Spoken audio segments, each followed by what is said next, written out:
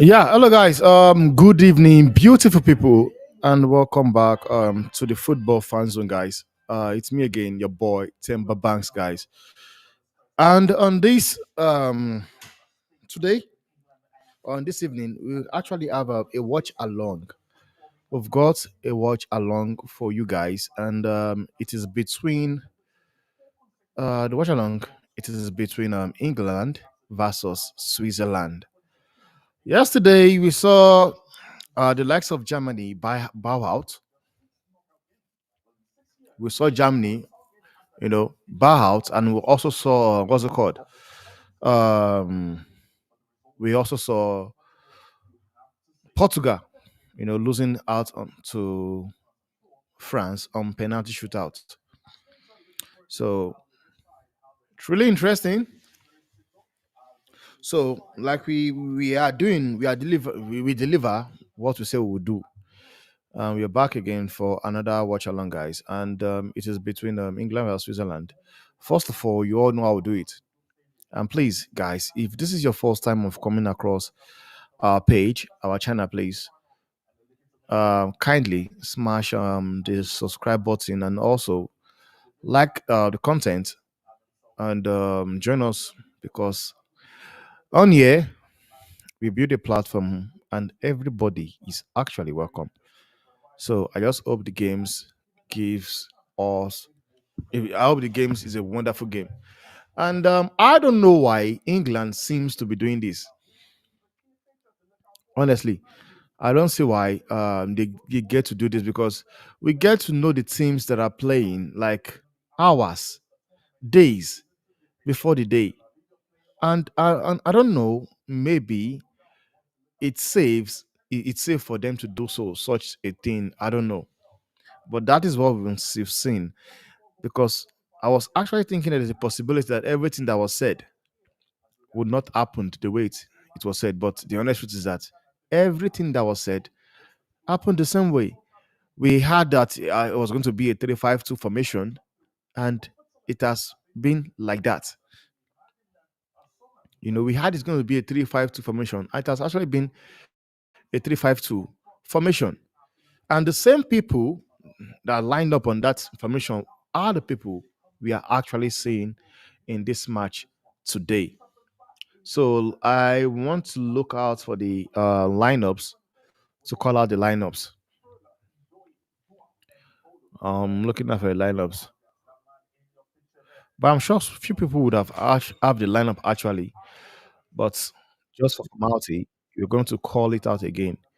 Now for England, you have a Pickford in goal. You've got Pickford in goal. Then you have a back three of Kawaka. You have a back three of Kawaka. You have John Stones and Konsa. Moving forward in the midfield, you have okay, okay. You can say it's 3-4-2-1 formation. But for me, you say it's 3-5-2. Let's just say, and let's leave it at what it says here. Yeah, it says 3-4-2-1, which is which is Kawaka,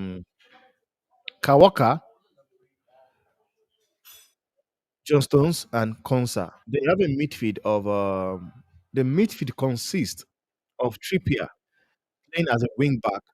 You have Mino, Declan Rice, and Bukayo Saka. Then you have a 210 of Phil Foden and Jude Bellingham, and the lone striker up front in what's his name? Harry Kane. Harry Kane is the only guy up front. And for Switzerland, you've got a formation of 3-4-3. You have Rodriguez, a back three of Rodriguez, Akonji, and Fabian Shah. In the midfield, you have Abishal, Ganazaka, Fuela, Rieda. Going forward, you have Vargas, Mbolo, and Ndoye. That little woman is making.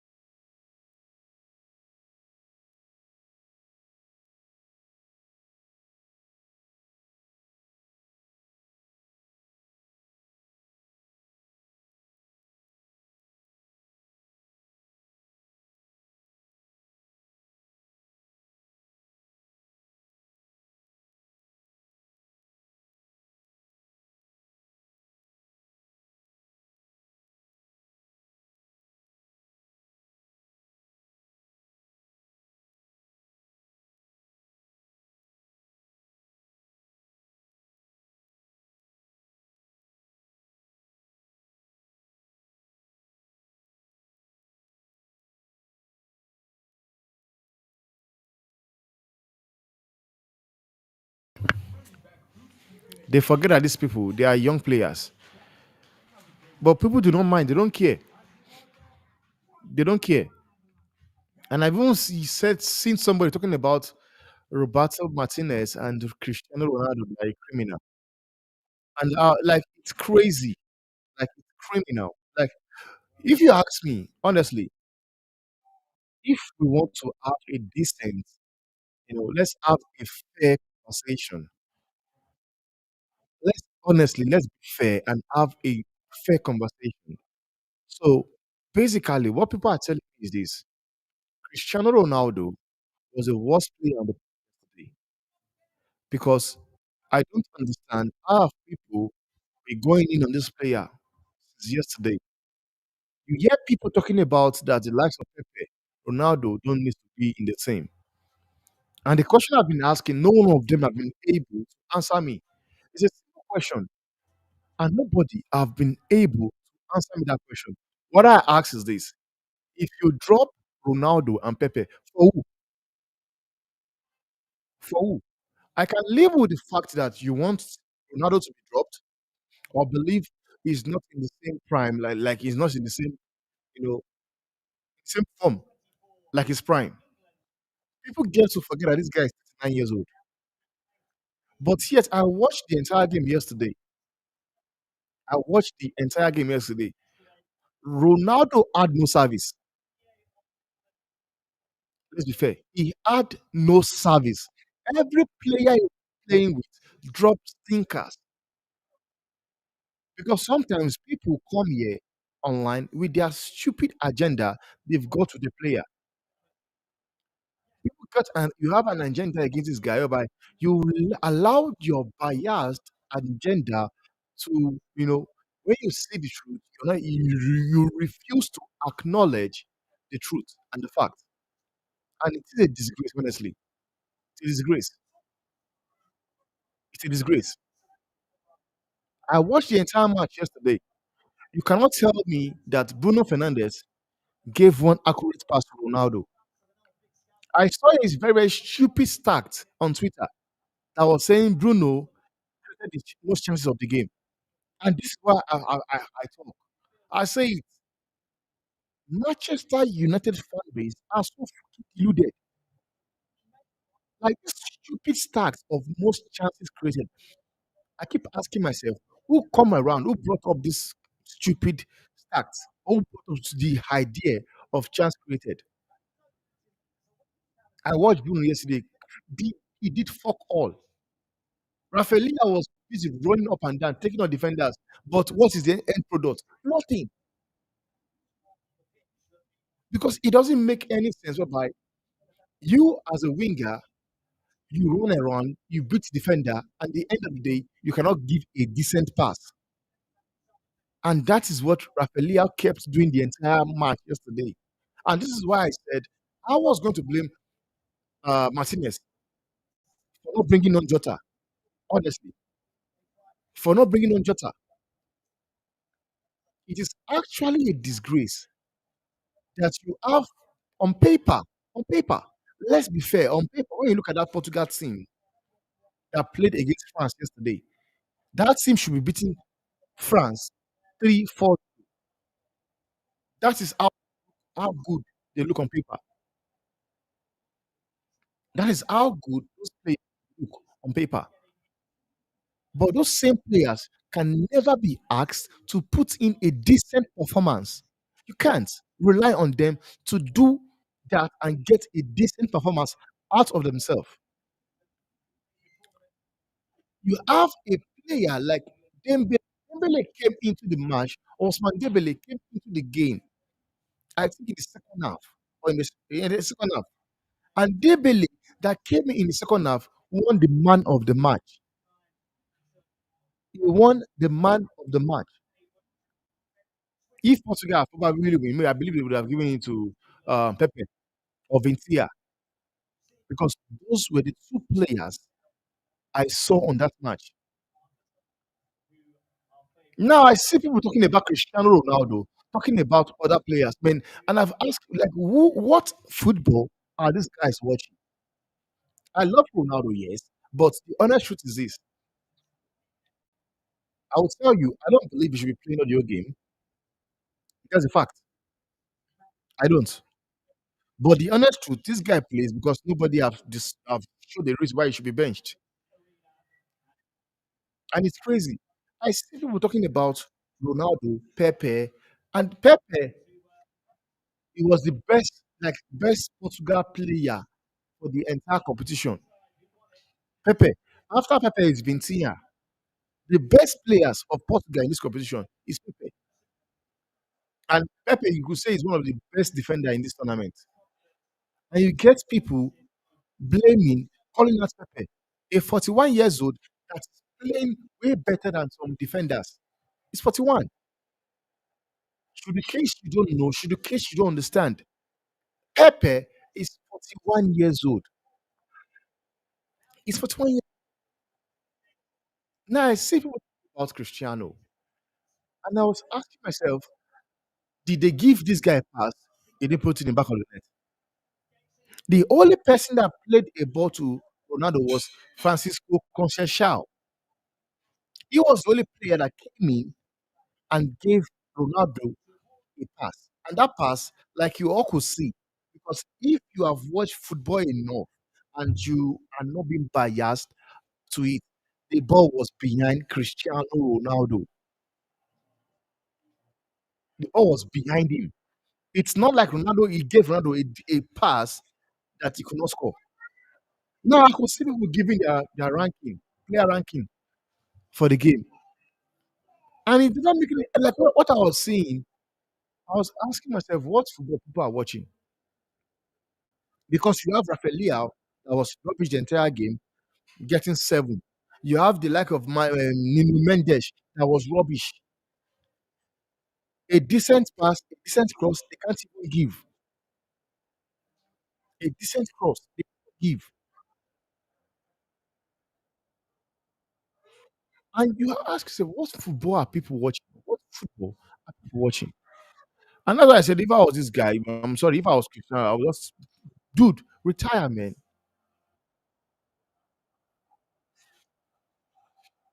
Francis Football says, yeah, England, we find this match. Big up, bro. Big up, my man. Big up, my G. I honestly believe as well, man, because the way they've set up, actually, man, I think want to with them playing as a 10. I think you want to change that opinion because I believe they've set up nicely. Just that I feel that he has actually made a mistake playing Trippier over Trent Alexander-Arnold. If you are playing a back five, you are playing when you are attacking, it's 3-5-2. Then when you are defending, it's 2-3-5. So if you are playing that formation, you need somebody like um, Trent Alexander-Arnold and not Kieran Trippier.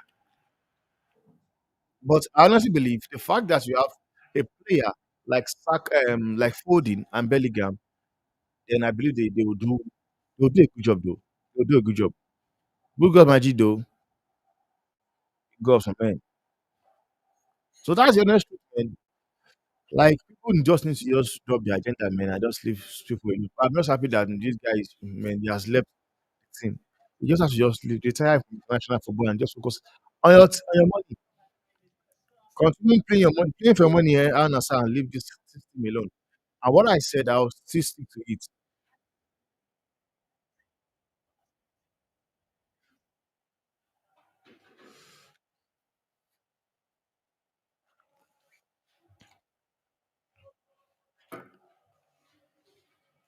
Honestly,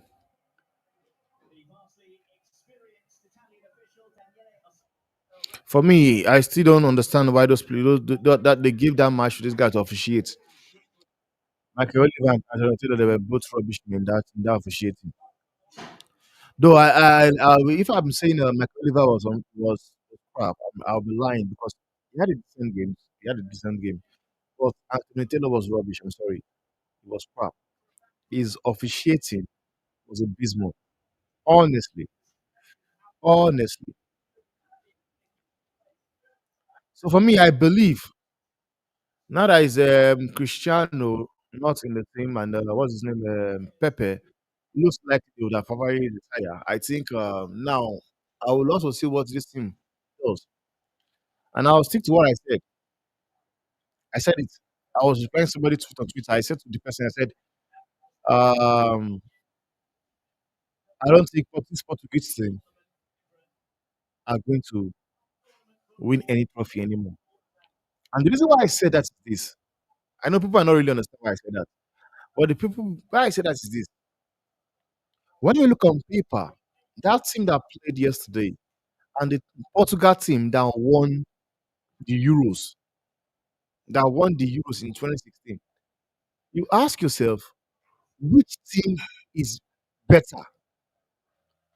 Because people are putting this around Ronaldo.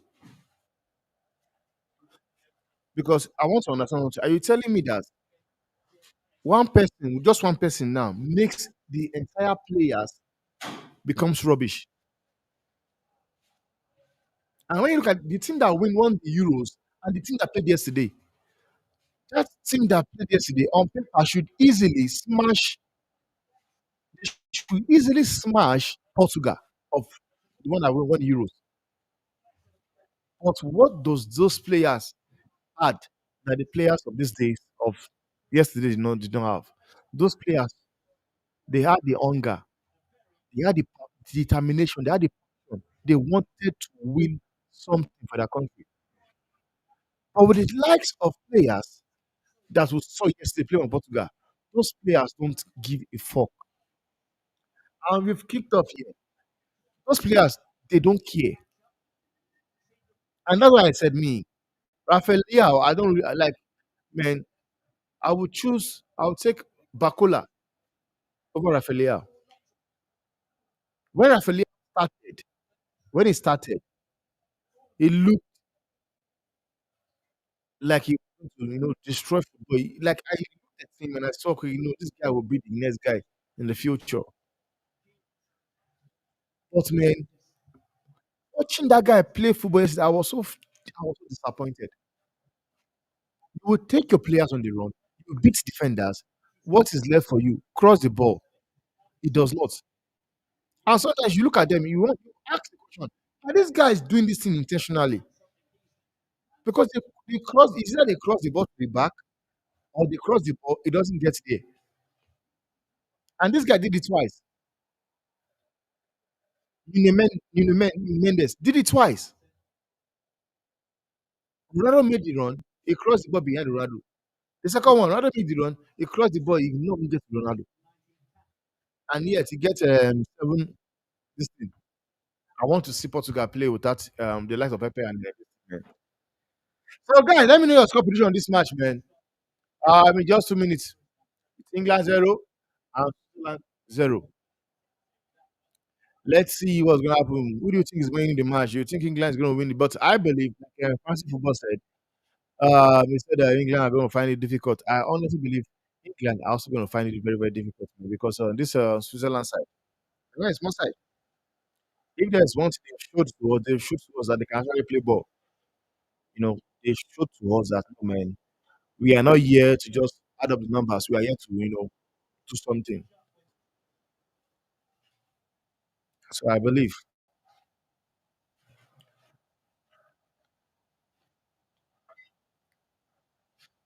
man, if you are thinking the only came here to come and add up the number, you want to think again, guys,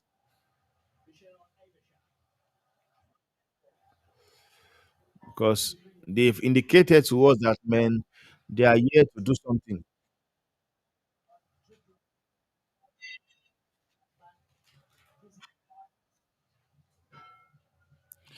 I'm trying to look for where it is here.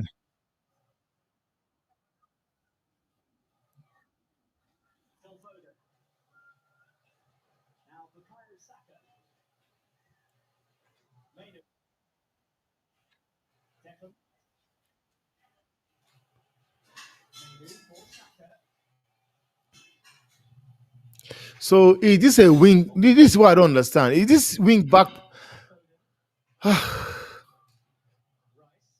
Like I'm failing to understand what they are playing because you would think Saka should be playing in the other side of the pitch. What is he doing on this side of the pitch?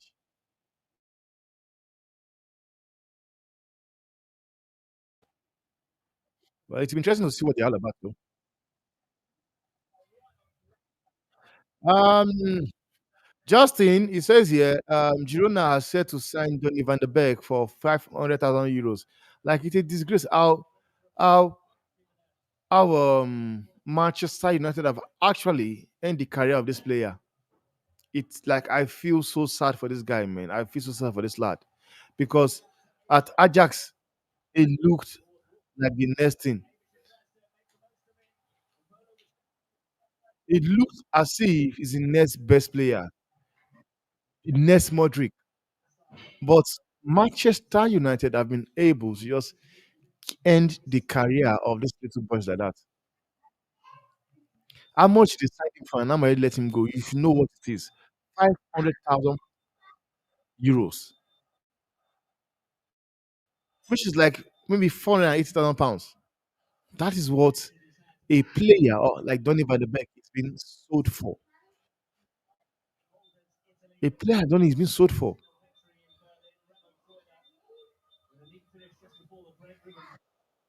That tells you how of a joke this team is.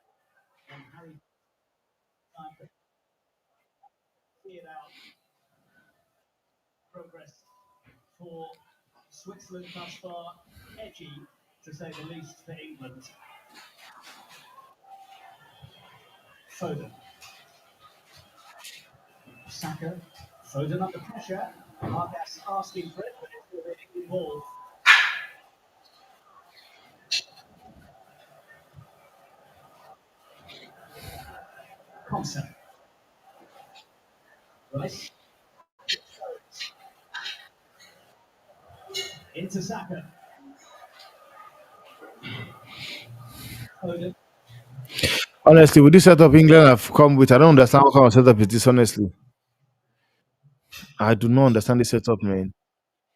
Because I was thinking that Saka was going to play. as a left wing back. But with what I'm seeing here, it seems like is playing as a right wing back.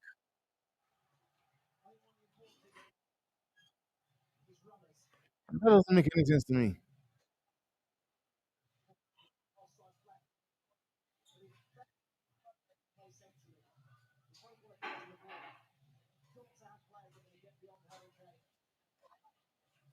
But it's a disgrace, man.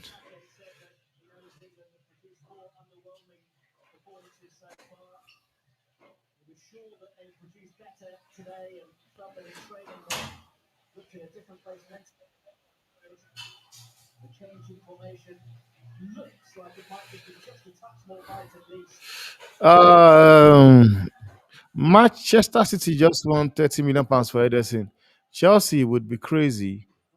Yeah, okay, Chelsea should be doing everything to try and get him one of the very best. But I really don't think Chelsea's problem is a goalkeeper, man. Yeah, I do believe. Okay, yes, on the long run, Petrovic is a keeper that you guys should keep. But I believe Sanchez is not a goalkeeper. So if I was Chelsea, I would do the deal there. But the honest truth is that he does not want. Just like what Robert is saying. Robert is saying he wants to go to Saudi for a few years, then go back home to Brazil. Not so sure how motivated he would be coming to us at all. Dude, I don't see it happening because the money he wants to go in at Saudi. It's a lot of money. There have been talks that he's going to earn around £600,000 a week at Saudi Arabia. So, what do you think you would want to come and do in Chelsea? I don't think so.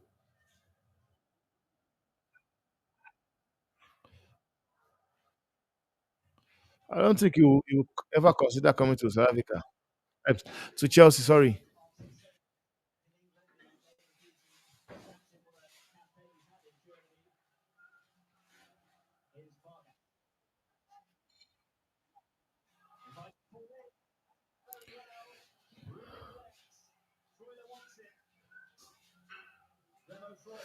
And this guy, they're all over England. Yes, Switzerland. Those guys are all over England. Even with the stupid formation they play, they're still, man, all over there.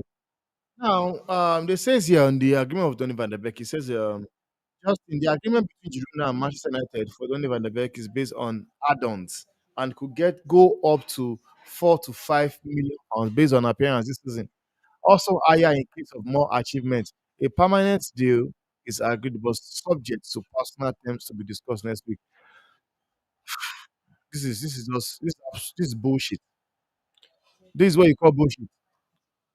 So you're basically telling me that there's a chance of United instead of Manchester United getting how much on add-ons. So you're telling me you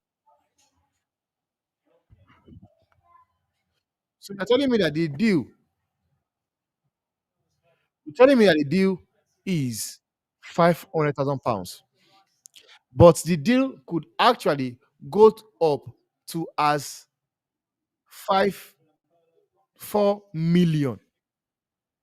Like who is making this deal? I want to know who is making this deal. I would love to know, guys. Who makes this deal? Who comes up with these stupid stories? It doesn't make any sense to me, guys. Who comes up with this story? So you are telling me there's a chance, a possibility, where Girona signs Donny van der Beek for 500,000 euros, but also on add-ons, the deal could get to 4 and 5 million euros.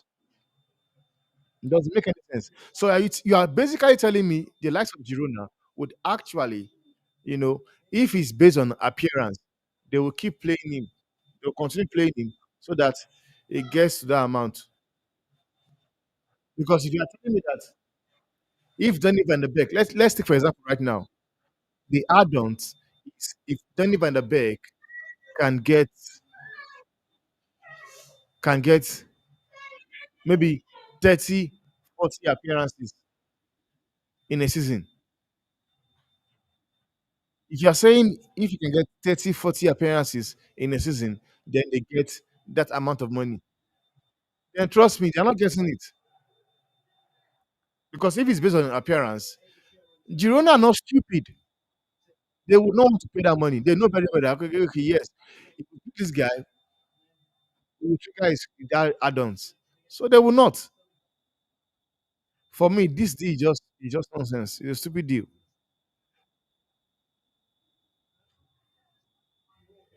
But for me, honestly, man, playing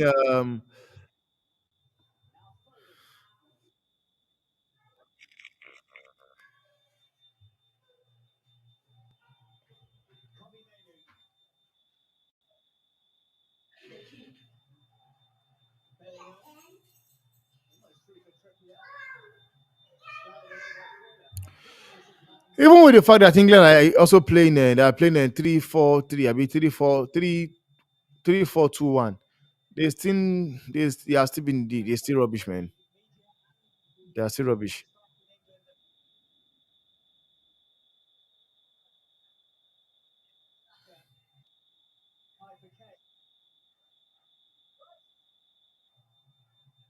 They are still rubbish. What's making that noise?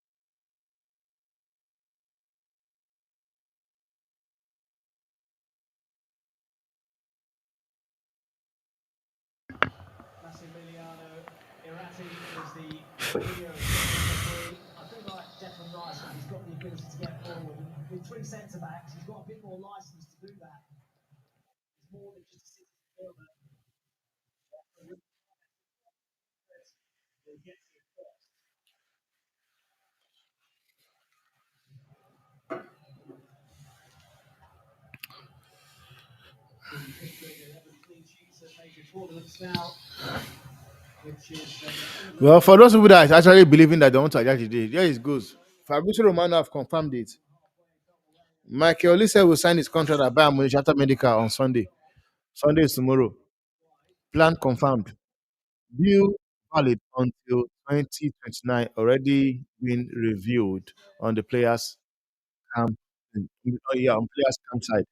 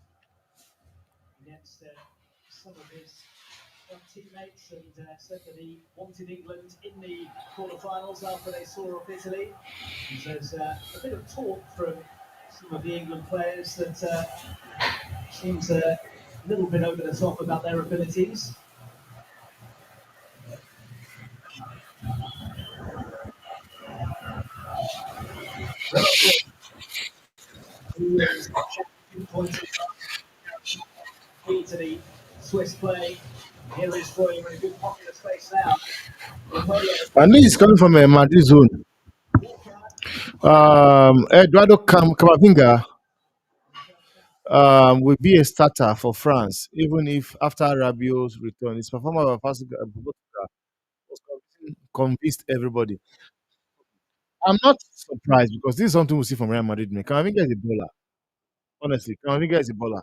Just that, you know, France, they've got a manager like Deschamps, but he does not know anything what he's doing. He has, you could say, he's the France Southgate, as everybody will say right now. Everybody will say it's France Southgate. And when you look at the fact that he won the World Cup, you like he's an honorable manager. He's an honorable manager, man. Honestly.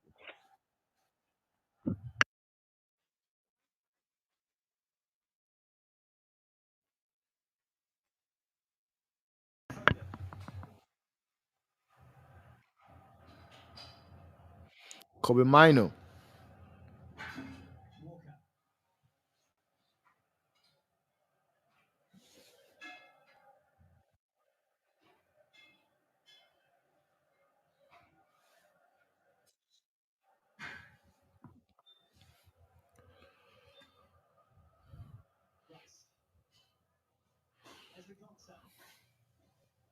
Declan Rice.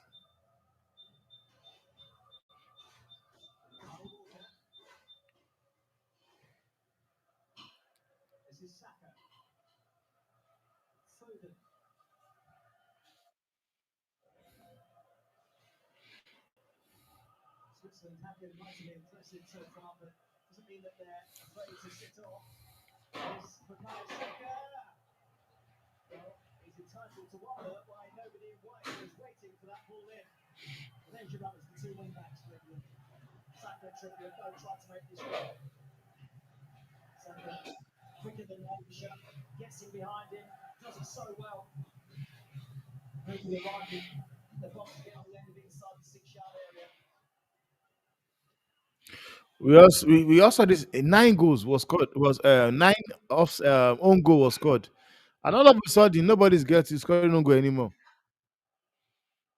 We're not seeing any own goal score anymore.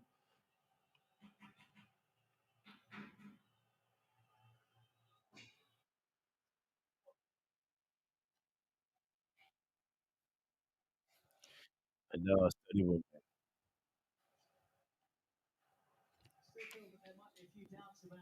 Honestly, I'm still interested to know what formation and England playing, man, because that does not look like a 3-4-2-1 to me.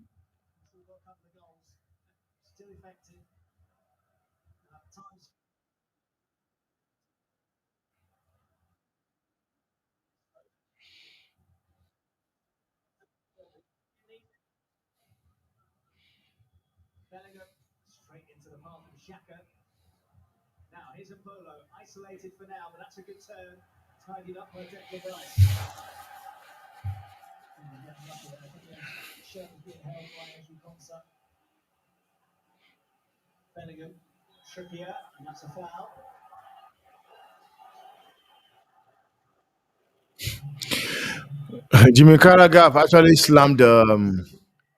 He's so pissed at Gareth Southgate. But what people are failing to understand is that Gareth Southgate is not playing what they are thinking he does. They're not. It's not. I'm sorry.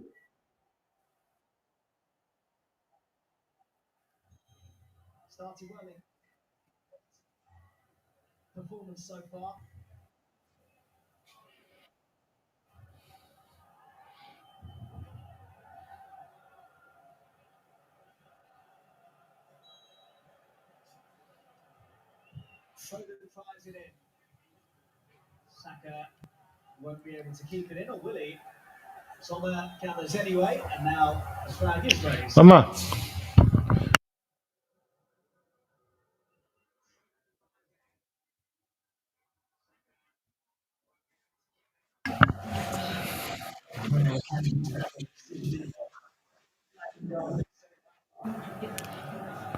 Now, this is what Jimmy Carragher had to say about Gareth Southgate.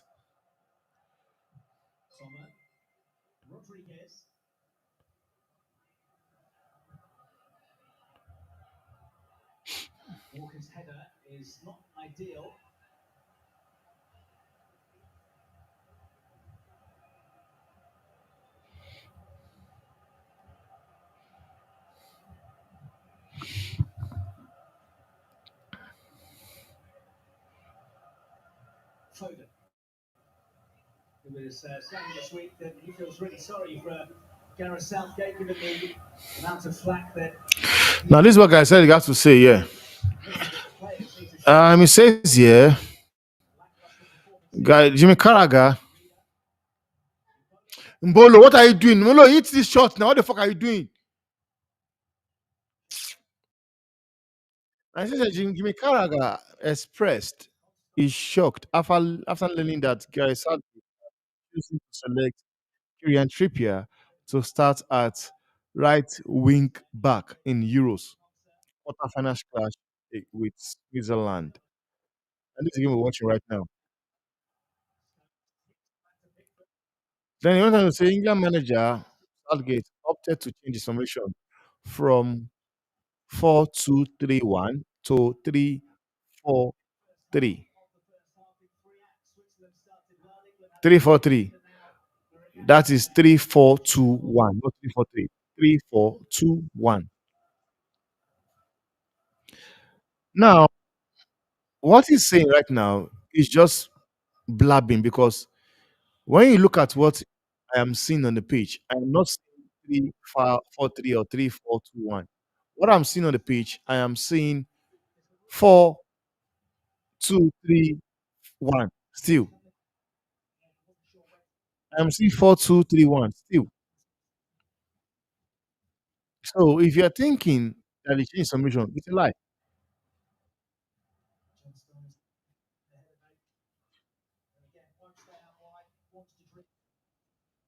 Honestly, it's not. I want to think again because it's not playing whatever you guys think is playing. It's playing the same formation has been playing all this while. Because if you are telling me change formation, I'm not seeing it on the pitch. I'm not seeing it on the pitch. I tell you, that guy is a politician.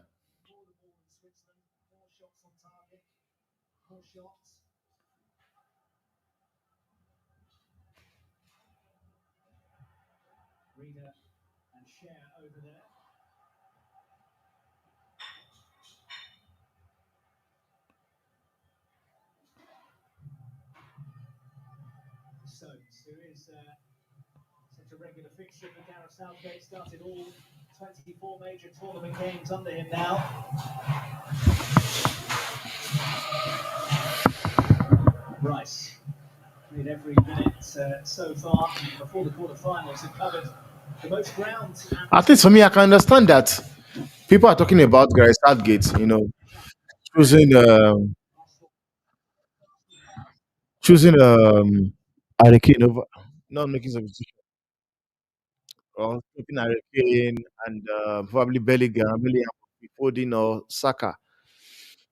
I can understand because the reason why I understand is that at least if you drop him or drop them, you can bring somebody like Ole Watkins.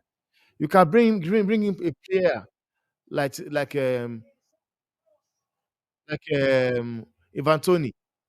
You can bring in Ebere Chieze. You can bring in Kopama, and they will come in and have effect in the match.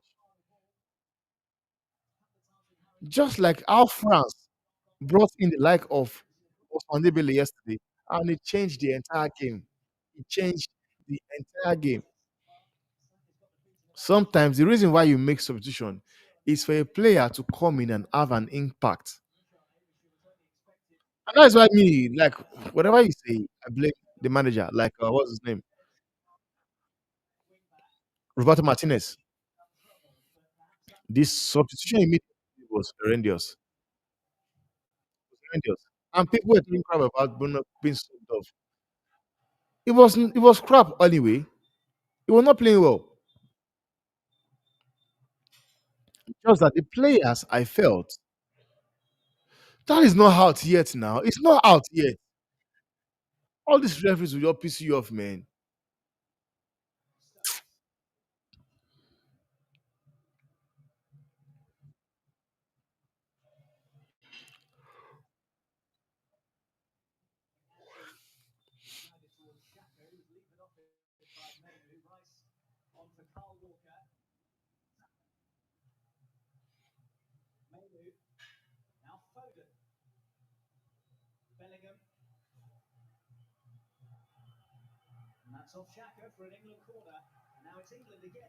It's a corner kick.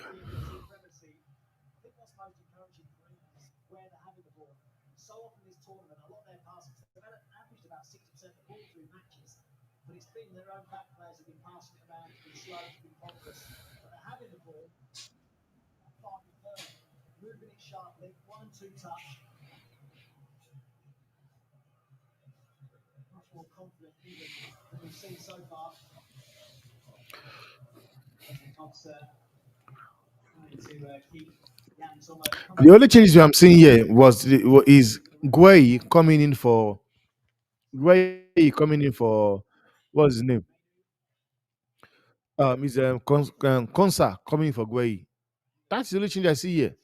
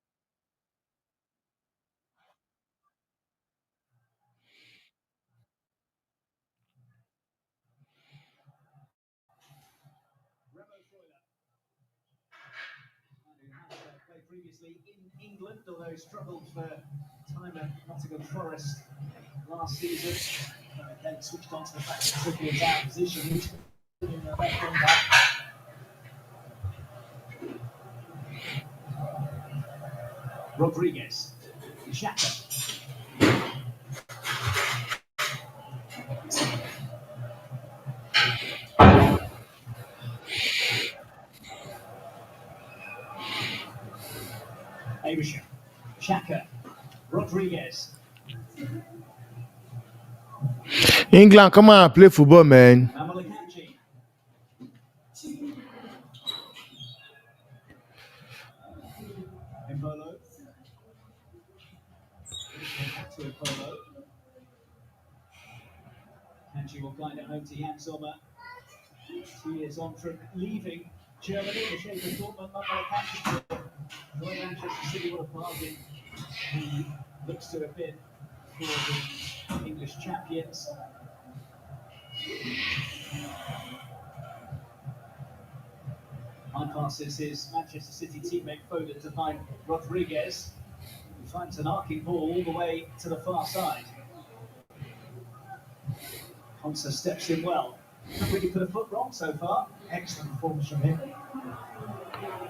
Bellingham now on the charge. Should he block? Up. Daniele Santos says yes, and also produces. Ah, come on, that's not a foul, man. That's not a foul.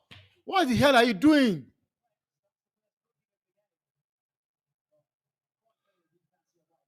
Like, what is this? Like, what is this? What is this? Ah, come on, man.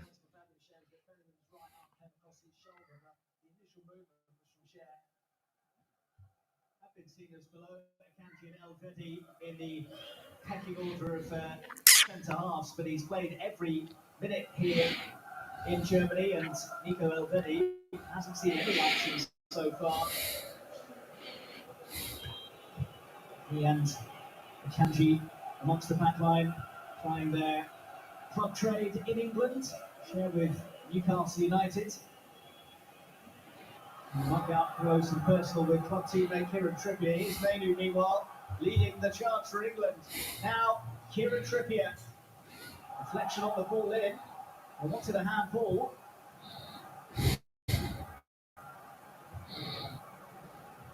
Xhaka goes over and gets the free kick from a former Arsenal teammate of his in Bukayo Saka.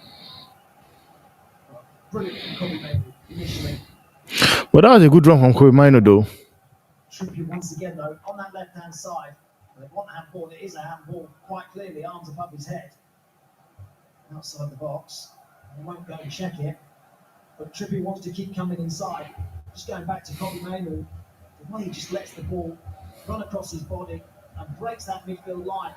He was the wrong side of Florida and Xhaka, and he hadn't even touched the ball.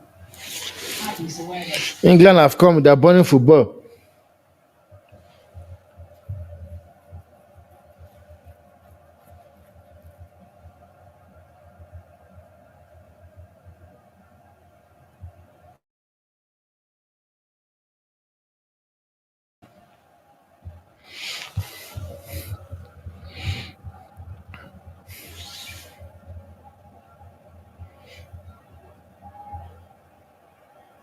Akanji coming forwards, unopposed as well. Trippier stuck a boot in. Akanji sends it wide. That's Ah, come on, man. cross from Fabian Schär. Oh, not a crap cross from Shea. It's a feature of Manchester City centre backs. John Stones does it, Manuel Akanji does it. But at club level, Pep Guardiola wants his defenders to step into midfield.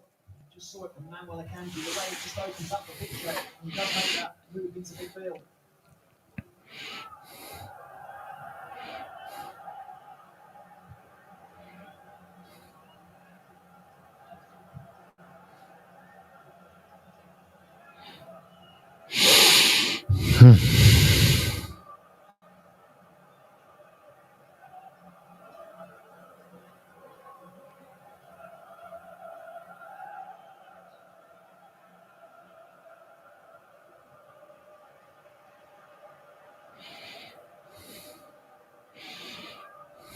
When he was asked about the criticism of their performances so far, Gareth Southgate said, look, every team wants to excite, but they've been up against opponents who have made it difficult for them.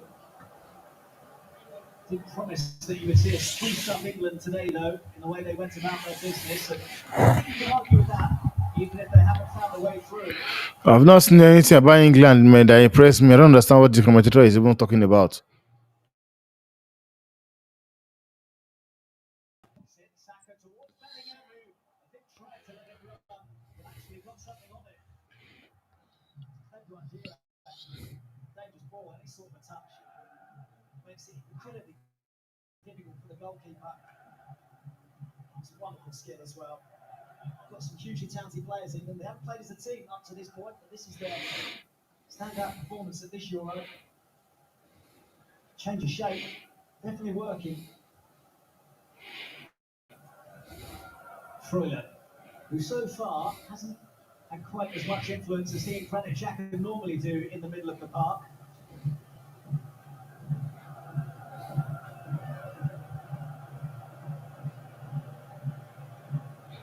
Freuler. Xhaka, closed down by Foden. Fabian Schär. Xhaka.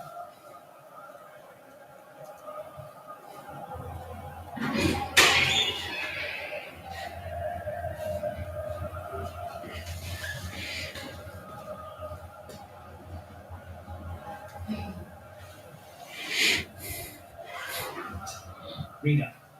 Bolo lost his footing. Mbolo, what are you doing on the floor? I don't understand this guy called Mbolo. Walker. It's just on the ground. Send it straight out of play.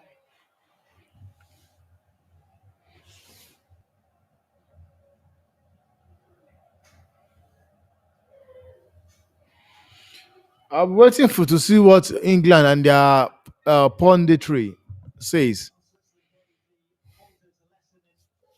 because they're always very quick to talk about other people's manager. Energy, lots of quality on display as well. Xhaka and Troilo were their driving force in midfield. Ruben Vargas, a constant menace out on the left. With half-time approaching, Murat Yakin's then haven't been able to use those same players to the same effect against Gareth Southgate's side as of yet. They're trying to Switzerland. Most of his selections right, Murat Yakin as well. Tactical choices that he's made. Hurricane spent the season in Germany. He cannot complain about fatigue. He played working football. That's the problem people have about other people's league. They believe their league is not good enough. Jude Bellingham is Real Madrid worst midfielder. Won't last 2 more years.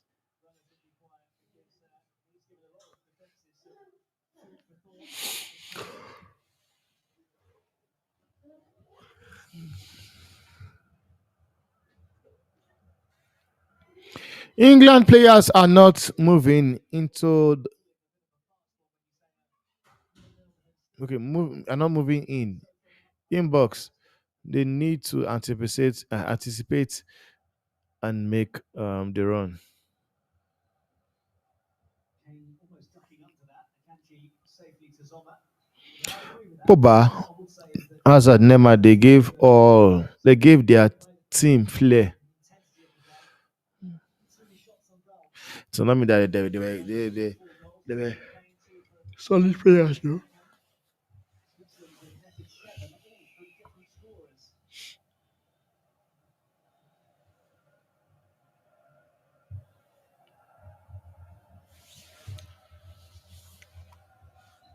Let it begin. Season begins. I can't wait for Premiership to begin, man. He is one of those scorers. Scored his first goal for his country with an absolute looter against Hungary.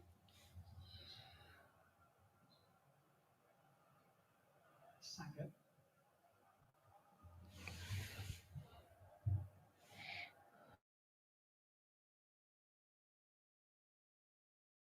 One thing England are blessed with above Switzerland is a bit more pace at the back. Akanji's quick, but Share and Rodriguez not the quickest, whereas Carl Walker and Leslie Cox the inside of John Stones are both rapid.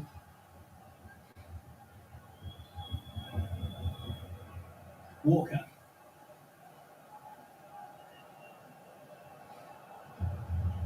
Rice. It's a bit wild from Walker.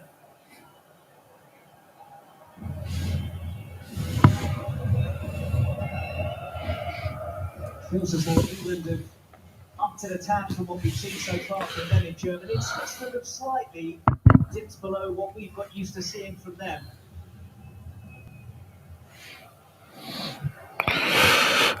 Excuse me, where are the rest? Saka is legit putting it one plate for them.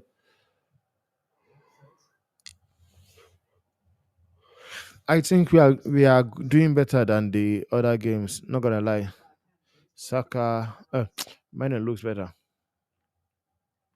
Bellingham's tricks. Now Rice's pass back to Concert.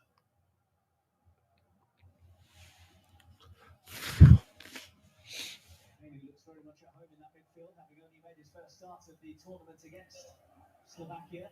Here he is. Right, you said to him 12 months ago, he starts in the quarter-final of the Euro. I'm sure he'd have thought he would have been. His rise has been so quick. And he made his first Premier League start in November for Manchester United, Mainu. He's already made headlines, scored in their FA Cup final victory over Manchester City.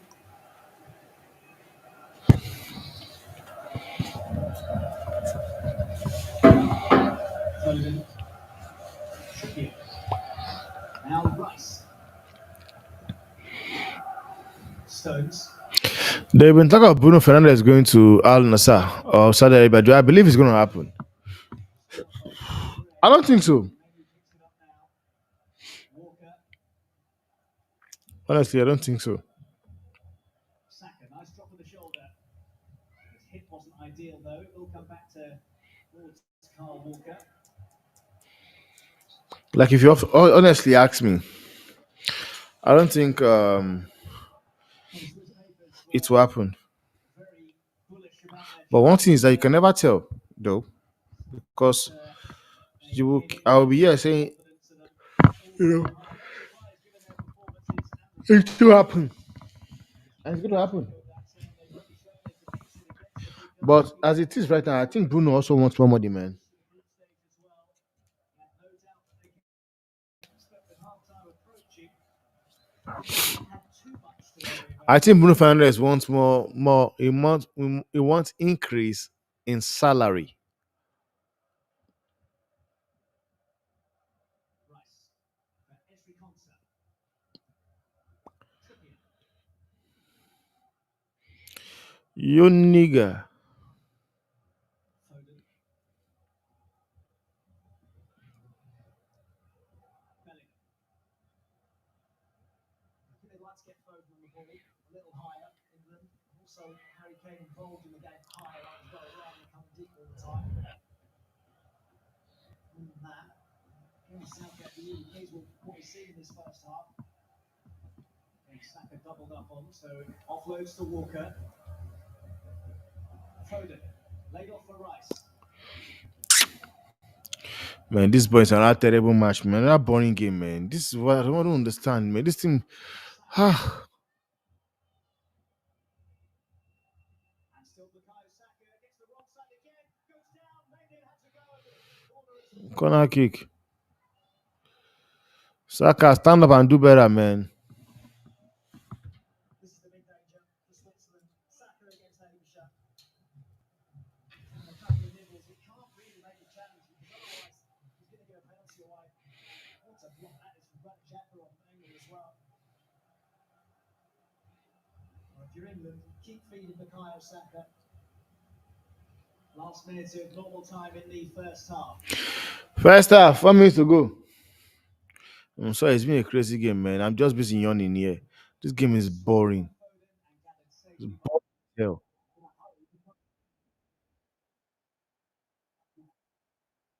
Boring match. Boring as hell.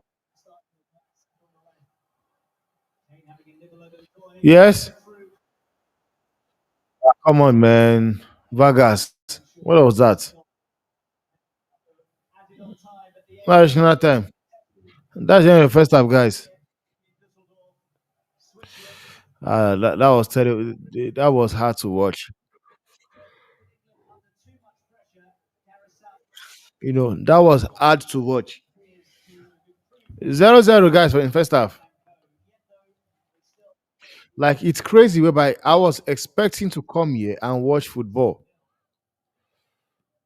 I had it in the back of my mind. I was thinking, yes, they are playing a 3-5-2 formation. They're playing a 3-5-2 formation. There's a possibility about we are going to see proper football. Eh? I was thinking that playing 3-5-2 formation, that, man, we are going to see Foden and Bellingham cook. They've done absolutely nothing. Those guys have done absolutely nothing. I mean, the Eagle Eye team is rubbish. These guys are rubbish. I was honestly expecting to see a very good game. I was like, man, the fact that the likes of Bellingham and Foden will be playing on the midfield as a 10. I was thinking we're going to see proper football. But it's crazy, man. It's not the case. Southgate football will just piss you off. Piss you off, man.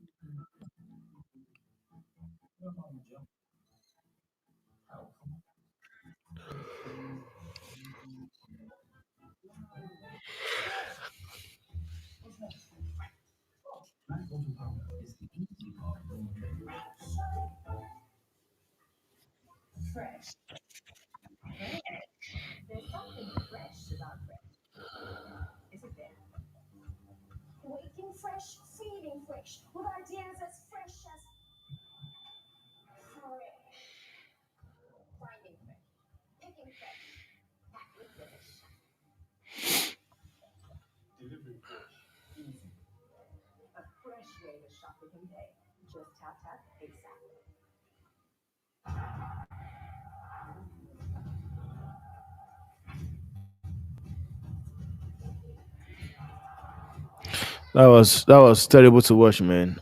Man.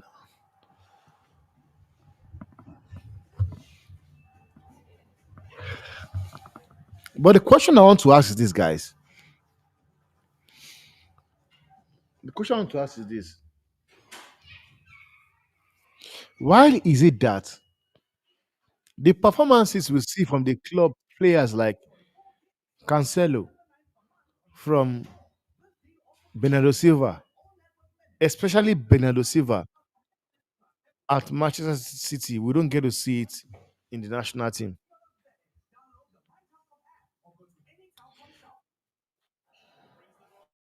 We don't get to see the national team, and it makes absolutely no sense.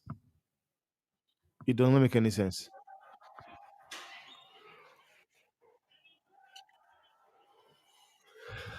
Makes no sense to me.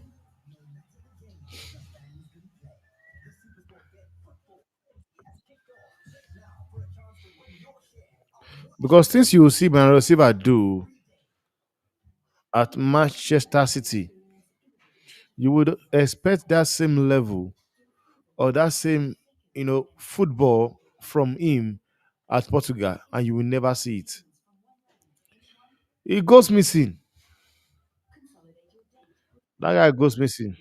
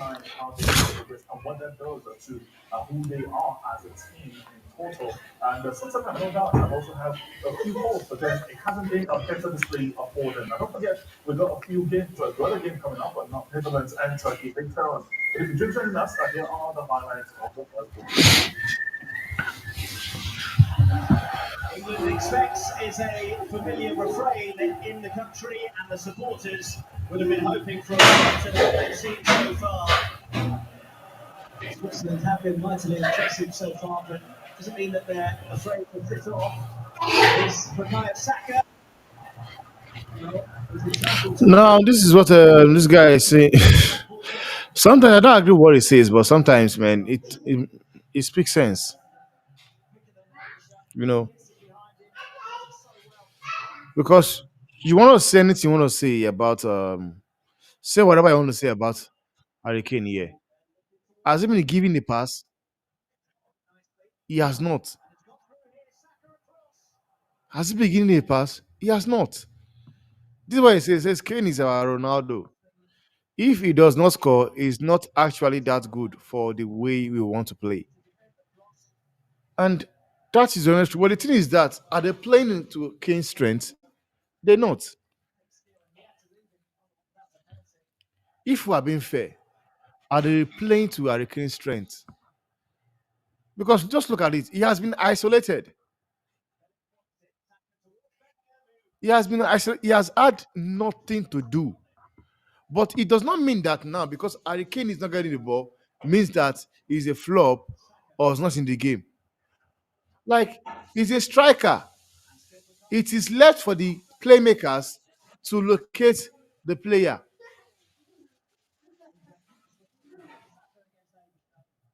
He's a striker. If he does not get fed, he will not do anything.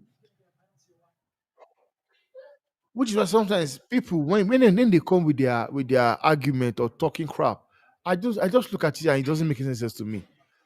You can call Hurricane a flop right now, but the thing is that no service. He's in the graveyard shift. No service. He's not getting anything to do. He can't do anything.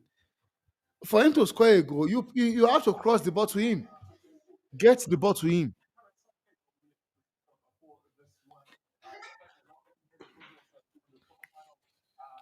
Then once someone say Kane is far from Ronaldo. Kane is hardworking. Is everywhere on the pitch. Like I do not know which game you're watching. Honestly, I don't know which game you are watching. That Harry Kane is working hard. Is everywhere on the pitch. I do not know which game you're watching because the entire England team has been rubbish. It's crazy, man. Then this guy says here, um, Bayern ruined Kane. Same thing that happened to Ronaldo in Saudi Arabia. Ronaldo is best. Mark, come on. Harry Kane is not on zero goal compared. Like this is what I'm talking about. So because Harry Kane scored a penalty and scored a header against Slovakia, so it's like people don't get the contest. You bring in your stupid banter mentality. They are speaking facts, talking sense. You're talking about you are here to banter people. But if you are here to banter people, you also want to just relax and listen to what somebody is talking about. Somebody is trying to pass a decent um, comment, trying to pass a point. Then you bring your bantering into everything.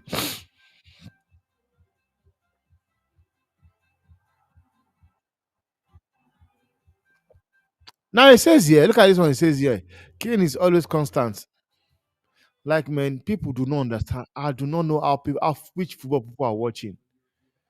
Because if we are being honest and we are being honest to ourselves, Harry Kane have been isolated. The same way Ronaldo was isolated yesterday. Kane has had nothing to do. I'm sure he has had fuck all to do.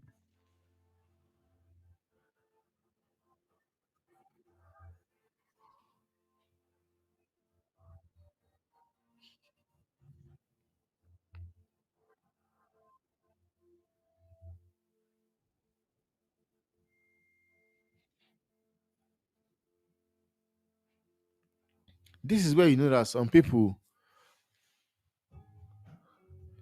this is where you know that some people watch football and they just watch football and they don't watch into it. Look at what this clown said. This guy calling himself Patrick says he is not at all. Ronaldo stands in the box waiting for services. Okay, now if Ronaldo is wrong, waiting for services, is it wrong or not? Is it wrong or is right? Because as a striker, that is all you do. You wait to be served.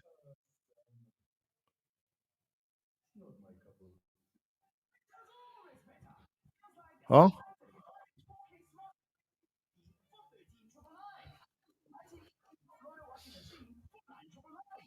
Honestly, he's a striker. Get him, feed him, he gets the goal. And this is what I don't understand. If this used to be Ellen Haaland, we saw the same thing with Ellen Haaland. He's a goal scorer. He's not at all. Ronaldo starts in the ball waiting for service. Kane drop deep. But the way we set up with no pace down the side leaves us lacking a focal point. Now, I don't know if you watched the game yesterday because Ronaldo at some point dropped to the midfield, making passes in the midfield. But because you're a clown, you won't see that. You will not.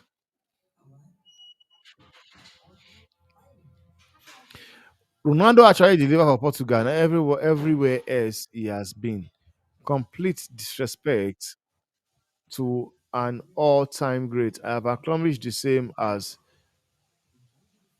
Harry Kane. They're the same thing, man. They're the same. They're the same. And people still believe or think Harry Kane still have that pace he has. He does not have that pace anymore. You guys also need to understand that Harry Kane is getting old, man. He doesn't have that pace anymore. Does not have the pace anymore. It's getting old.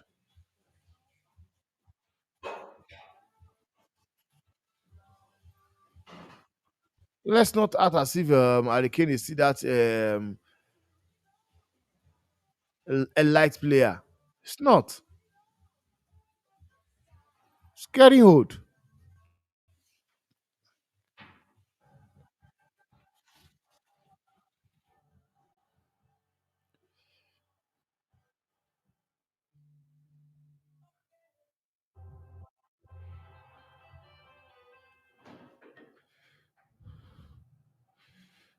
Harry Kane is not more the guy he once was. If you don't know, you want to know, just take that into notice. It's not the guy he used to be.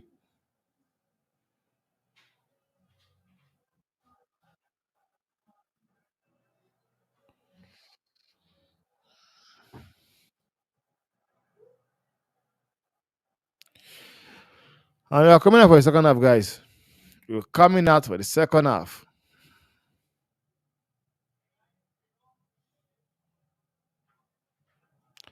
Football Ultra.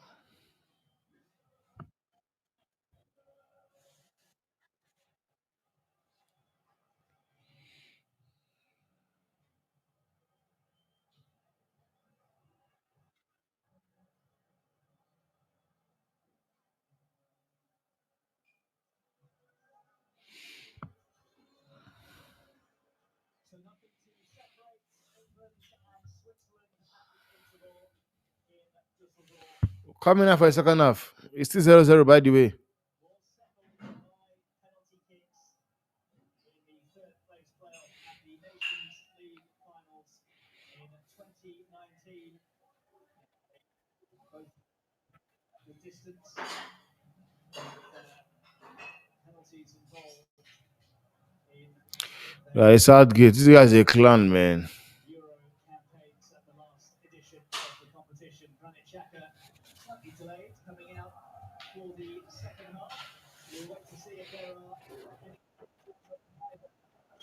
during the interval, and it doesn't appear so, which means that Misha Abisha will continue in that left wing back role. Saka will hope to continue to give him problems on that side of the pitch as he did in the first 45 minutes.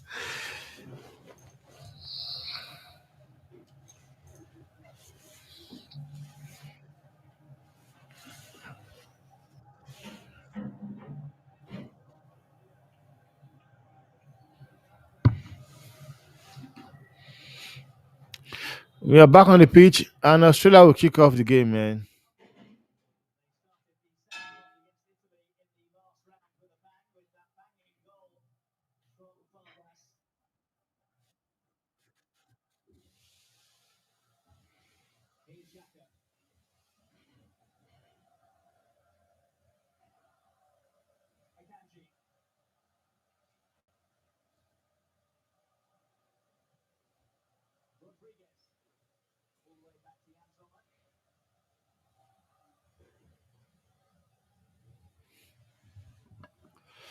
And it seems Man U are looking to probably keep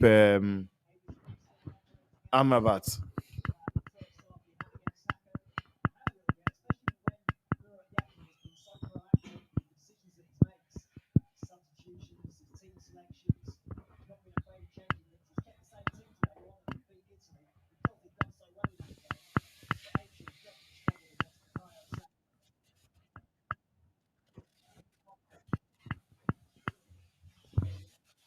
Because it says here, Manchester United could move a move. Oh, he could make, sorry, could make a move for Sofian Amrabat in the coming weeks. A fee of 13 million would be enough to sign the midfielder. So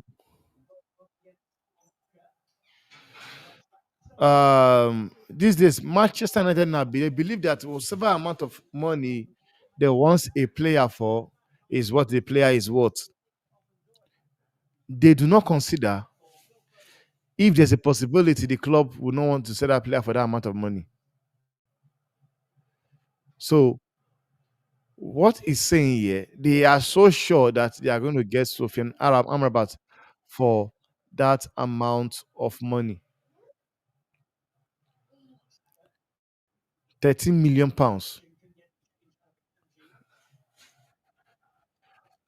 Well, it will make sense though because they've already paid £10 million for his loan fee, and on the clause, I think the release clause or during the signing, it was agreed they could sign him for such amount of money. And Bolo have been rubbish in this match, man. I'm sorry, and England have been too defensive, too defensive.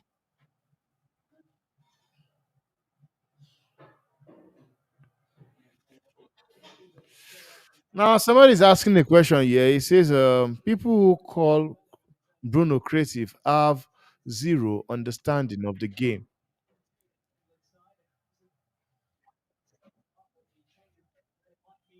A 10 that can't dribble or carry the ball is like having a car with no wheels. It's useless. In play limits creativity in his team so much and makes them one dimensional. No striker benefits from, and that's the fact, man. And that's why I said for United that claims and their fans that believes they want to play football, I said the only way Manchester United will want to play like Man City,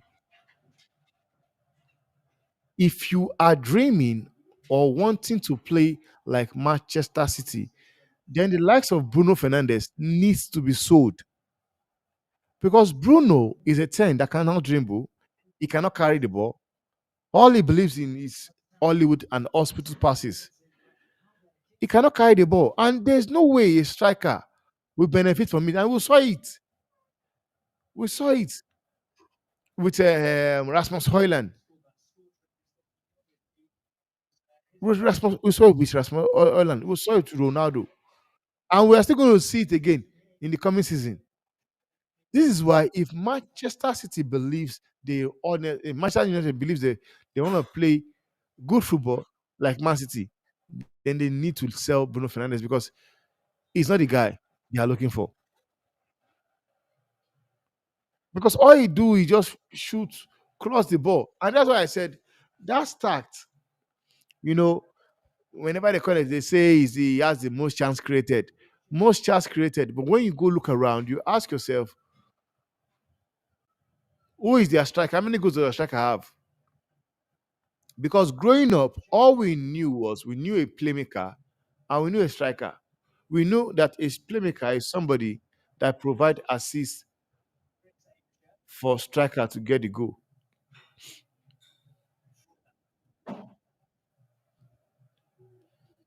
That is what we know. But what we are seeing with this guy called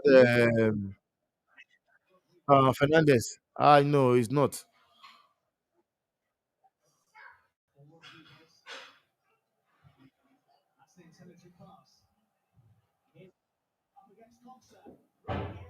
Lembolo, what is that one? Lembolo. This guy is annoying, man. You're going to smash the ball. You passing the ball to Pickford. The guy says, yeah.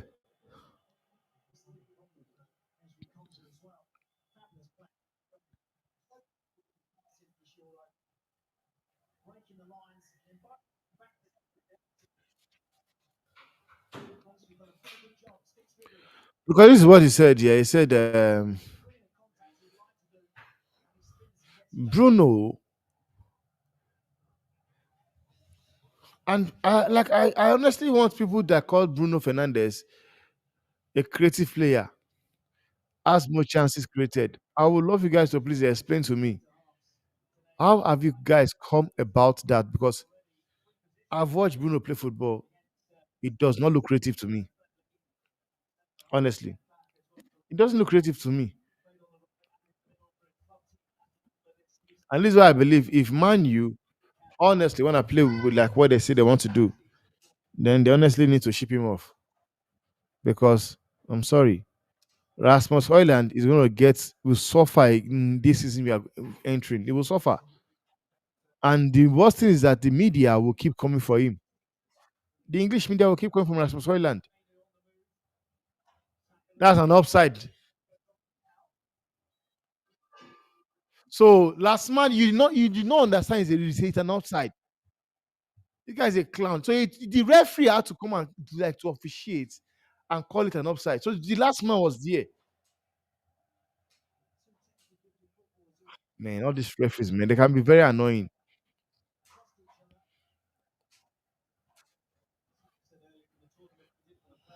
Okay, I'm coming. Um,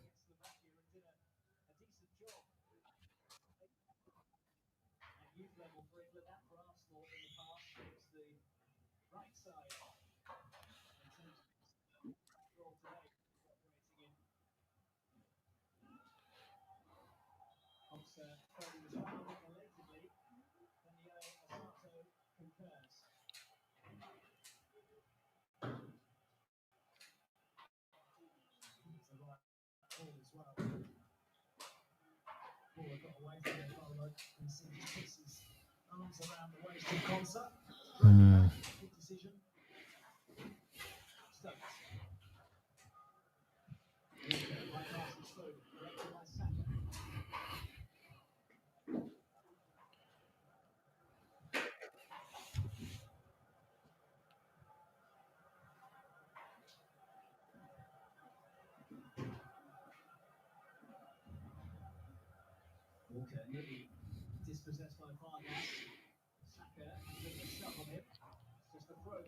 Honestly, England football is so terrible, man. These guys are terrible to watch. Honestly,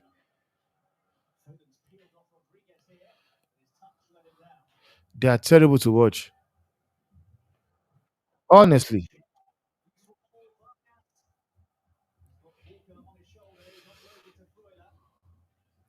what you are watching right, the game of football we are watching right now is terrible, man.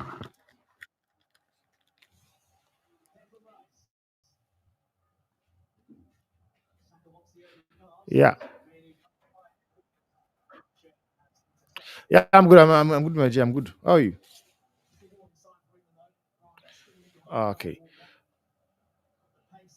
man. This game is just it's like it's just boring, man. Honestly, it's terrible to watch, man. Honestly, it's terrible to watch. And yet again, it's just what you will always expect from Gary Southgate because initially it was said that it was going to be playing 3-4-2-1, and I expected that the likes of Bukayo Saka will be playing as a left wing back and Kieran Trippier play as a right wing back. But from what I've seen so far, I don't think that is what we're seeing here, and that's the honest truth. Is all he did was bring in Konsa for Gueye. They are still playing the same information, which is 4-2-3-1. And that is why this team lack creativity because I was expecting Phil Foden to actually be playing as what's it called? As a 10 with Jubeliga. But that's not what I've seen. And for me, I would say I want Switzerland to win this game, man. Honestly. Because England they are terrible to watch, honestly. They are terrible to watch. And what is your own thought on the game actually?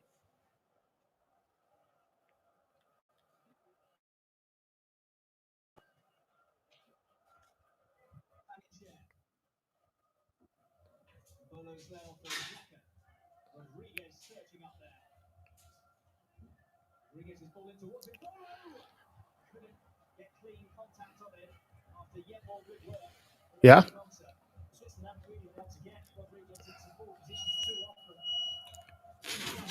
Yeah. and he has refused to change it.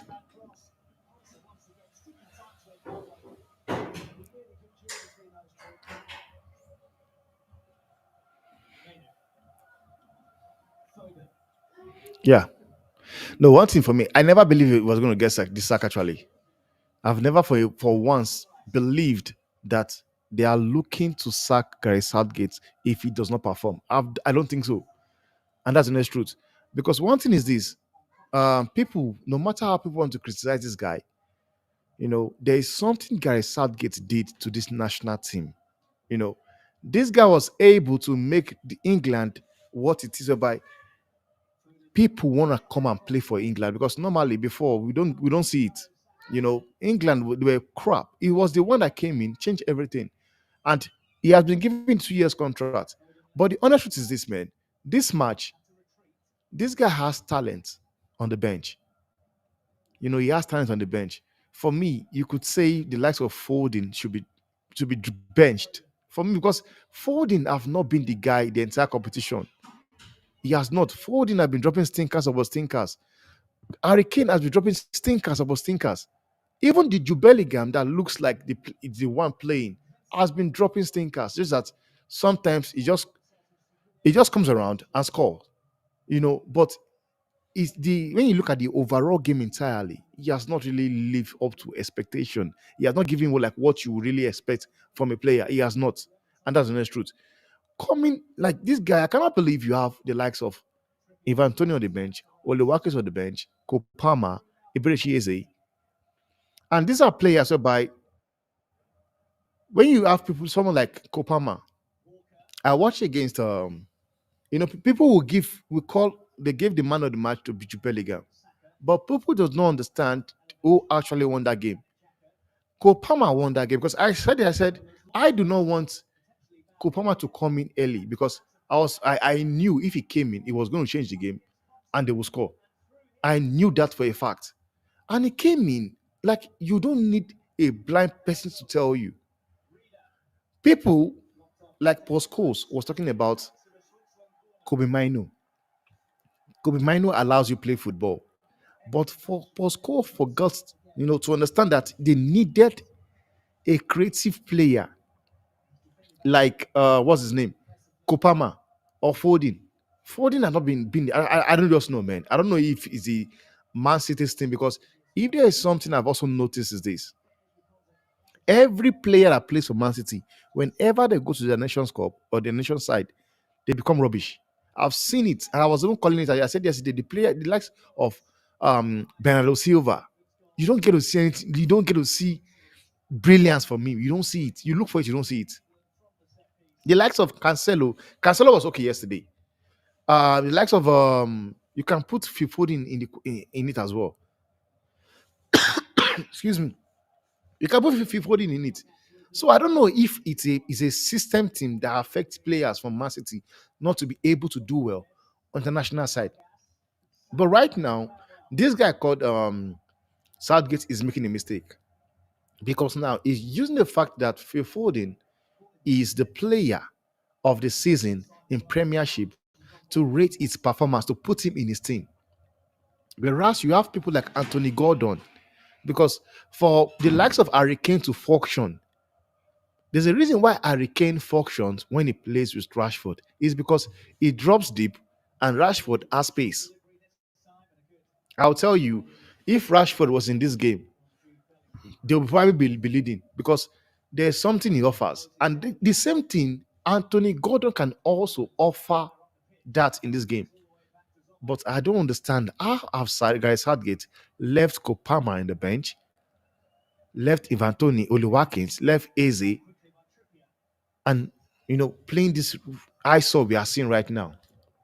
Because this is terrible to watch, man. Honestly, you have people like Taylor.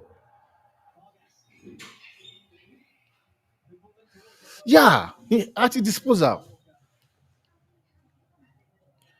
I mean, like this is terrible. I'm telling you honestly. It's an eyesore to watch. This game is just frustrating, man. It's frustrating, honestly, frustrating. And I just want, yeah, go on.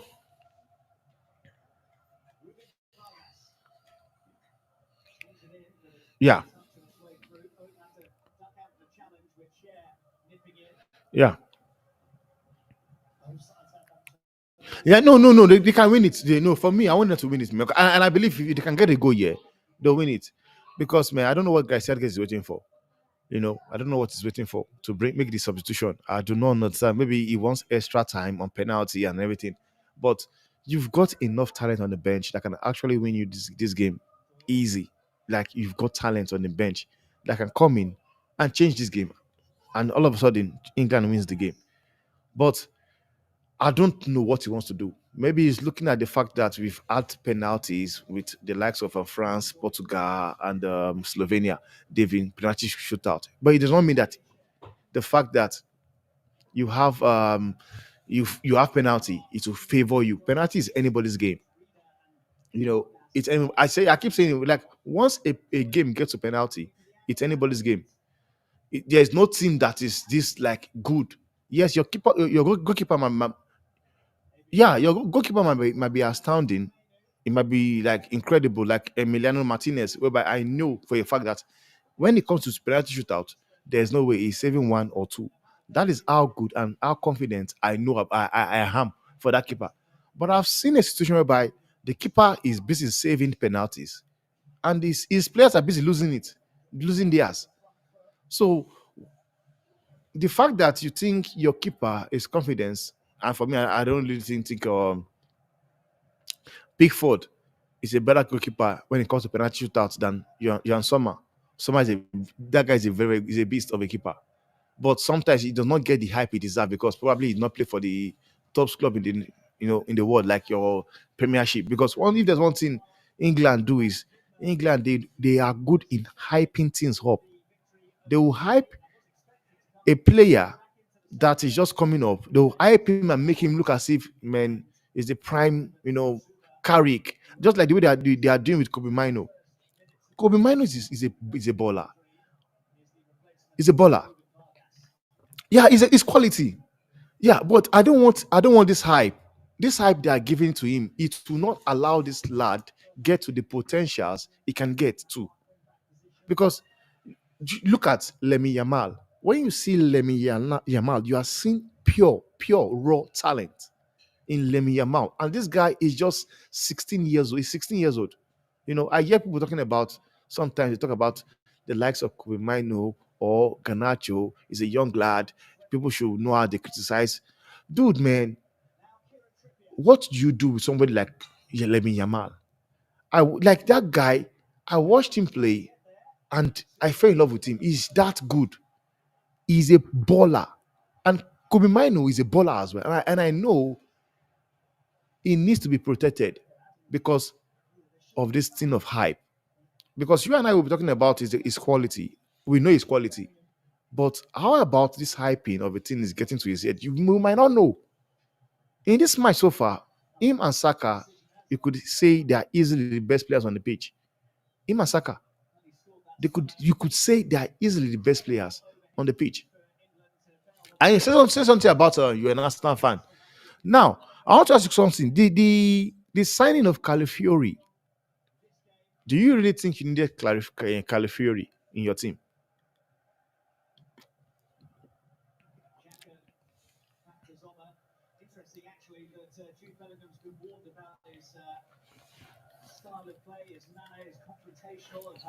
Yeah, yeah.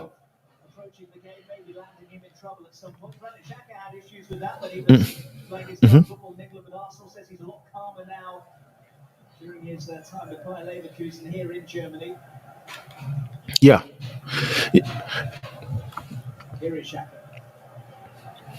yeah, yeah.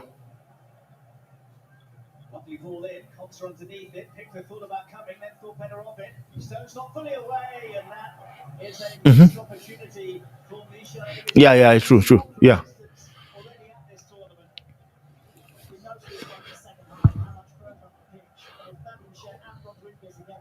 you gone. And the fact, even I was saying to my friend, I said the fact that Pep allowed the likes of Zichenko go, the likes of Gabriel Jesus go, Jesus to Arsenal was because he did not really see them. as good enough to the level he wants. And it was never scared of losing those players, honestly. And the only person you could say that Pep actually tried to convince to stay was Kopama, and that was because Kopama was quality, and we saw it with Chelsea. And the reason I asked you that question was because I've been saying it for a very long time. I said the reason why Arsenal have failed to win the Premiership two times on these two occasions is due to the fact that Arsenal Football Club does not have the squad depth. And that is why I commend that signing of Califiori. Because one thing is this: Arsenal, if Arsenal had, that squad depth, they would have probably won one of those two premiership, they would have won it. But they don't have the squad depth. When you look at the first 11 of Arsenal, they are ballers. But when you go to their second 11, then you look at what is there, you're not seeing anything with quality. Yeah, the average. Then when you look at City, Man City, most of their players on the bench will start for so many clubs in Premiership, and that is the kind of quality they've got on the bench, and that is something Arsenal Football Club are lacking.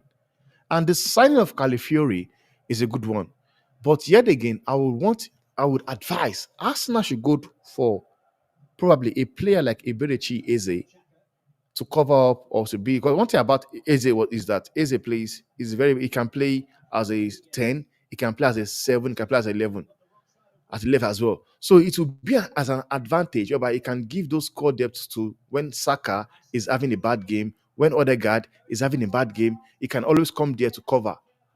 And that is something Arsenal do not have currently. I was also rooting if they had got Olise, it would have been better, because that one would just straight gives that competition for Saka. You know, because one thing about Saka is that Saka will just, yeah, he's too comfortable because he knows very well that there's no amount of stinkers games I have, I'll still play, because Arteta will not bench me for Reece Nelson. You know, but Arteta will not, they will never bench for Reece Nelson. So that's why I would say he needs to bring in a player like Eze, bring in a player like Isak or Ivan Tony, because if there's one thing Arsenal football club don't have, they don't have a clinical striker. I've seen people talking about Osime is rubbish. I'm sorry. Yes, I might be in Nigeria, but I'll say the way it is. That guy is crap. That guy is nonsense. Like, I've never seen a player as useless as that guy. Because one thing is this: I tell people, I said, people tell me the guy is good. I said no. The only thing Osime has, let me explain to you. The only thing Osime has is this: only thing Osime offers you is pace and agility. He's not clinical. When you talk about pace, he has it. Aggression, he has it. But the Premiership needs you to be clinical sometimes, because you can win your game from just having just one opportunity. You take that opportunity, and that is the end of the game. And that is not Osimhen. And this is why I said, for me, I would take Ivan Toney ahead of Osimhen, because right now Ivan Toney is Premier League proven. And for 40, 50 million pounds, you can get the deal done. I will take Isak. Like, yeah, Arsenal will be making a very, very big mistake allowing Chelsea to sign Isak. Because if there's a club in England that need Isak the most is Arsenal. Arsenal should do whatever they can to get Isak. And Isak also he can play as a winger at left wing. He can also play as a striker. That's another good thing about that guy is that good. So, but the kind of players I've seen Arsenal be linked to Benjamin Sesko, like, man, come on. Even for the fact that Napoli are going around, you know, yeah.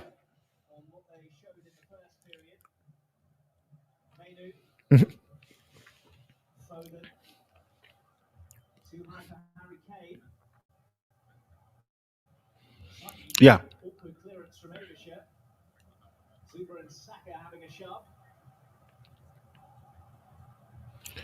Yeah. It's also it's also agent and everything. At the end of the day, agent is trying to do whatever the best he can do for his player, and it works sometimes. Because I've seen it. It worked for Rashford, because people come out and tell you Marcus Rashford, PSG won Marcus Rashford, I tell them, I say, guys, come on. You cannot tell me that PSG will just look at football and say, yes, we have lost Kylian Mbappe to Real Madrid. The person to replace this guy, Kylian Mbappe, is this guy, Marcus Rashford. And I'm sorry, Rashford gives you one season 20 goals, next season rubbish, and it worked when it was linked to PSG. All of a sudden, man, you gave him the contract, 5 years contract on £300,000 a week. I mean, 350, I mean 400,000 a week.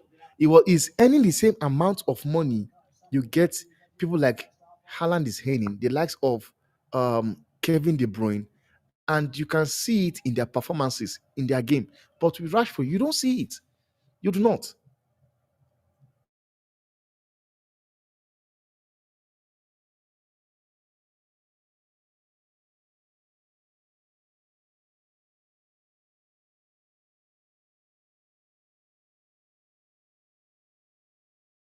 We can ask them,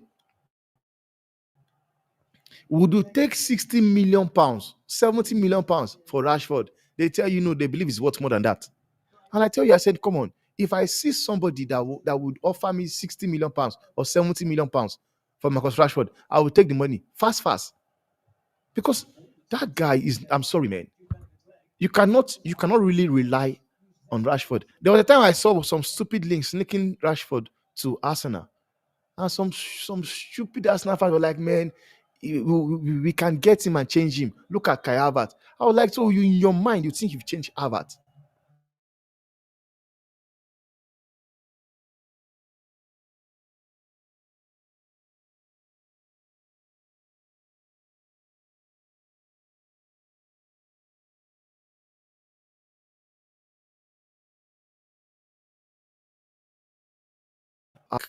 Yeah, mhm, he dropped because one thing I watched him play.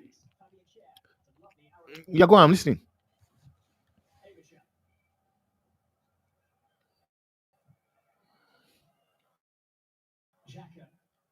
Yeah, yeah, true.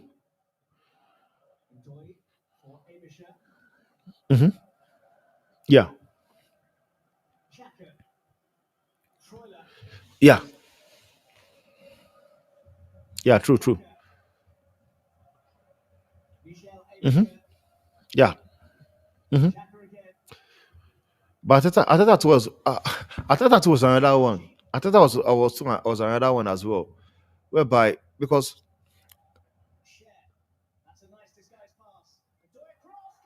nice, nice, Embolo, nice one. Don't take out your shirt, leave it. Hey, nice one. At least yes. Ah, I'm happy they're saving us from this eyesore of football we're watching. Now you see this the subs start coming in. I'm also blaming Ateta because Ateta, you brought in Kai Havertz. You were playing him alongside with Declan Rice and what's it called? Odegaard. You could see that it was not working. Okay, you decided to put Kai Havertz as a false nine, and he started bagging the goals. Then, in the most two important games, because one thing is that people think Arsenal lost that league against Aston Villa. The mistake Arsenal made was allowing Aston Villa beat them home and away. That was where they lost the league.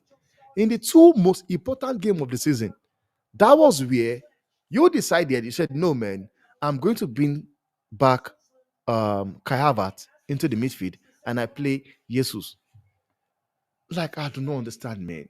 Sometimes these managers they will piss you off with decision they make because I was one person I was really rooting for Arsenal, but I knew deep down that there's no way Arsenal will get it because I always make reference offside. They- oh, okay. I was rooting for Arsenal, but deep down I knew Arsenal do not have. Yeah, they don't have this. Yeah, so touch the ball. They don't have the score depth, and that was why I kept saying that it's 50-50. But one thing I can tell you is that if Alexander Isak was playing for Arsenal last season, Arsenal will win that league, and I will say that for sure. Anyway, if Isak was a player of Arsenal. Arsenal are going to win that league last season.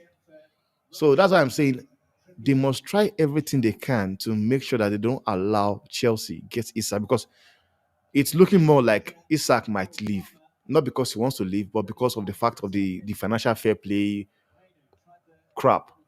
And that stuff is, killing football, man. I'm sorry, man. Honestly. And that's why I just want these people to just come outside with a decision. Are this guy guilty or not? Let us know, because City have been going on with this thing called financial fair play rule, 150 charge and 15 charges. City have gone to win treble.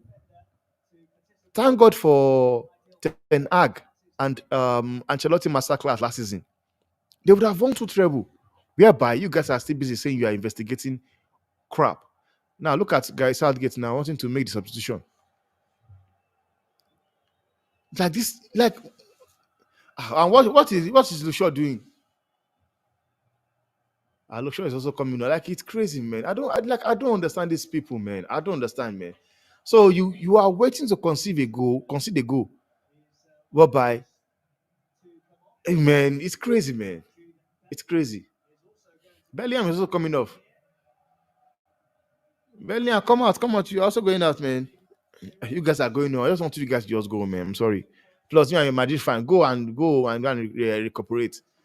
Most of these talents here, this guy is using them badly. He's using them badly. So for me, Marcus Rashford is not it, man. It's not it. And just that Rashford, yeah. No, I think, did he change his mind? I think he changed his mind, because I think he was pointing at Bellingham. You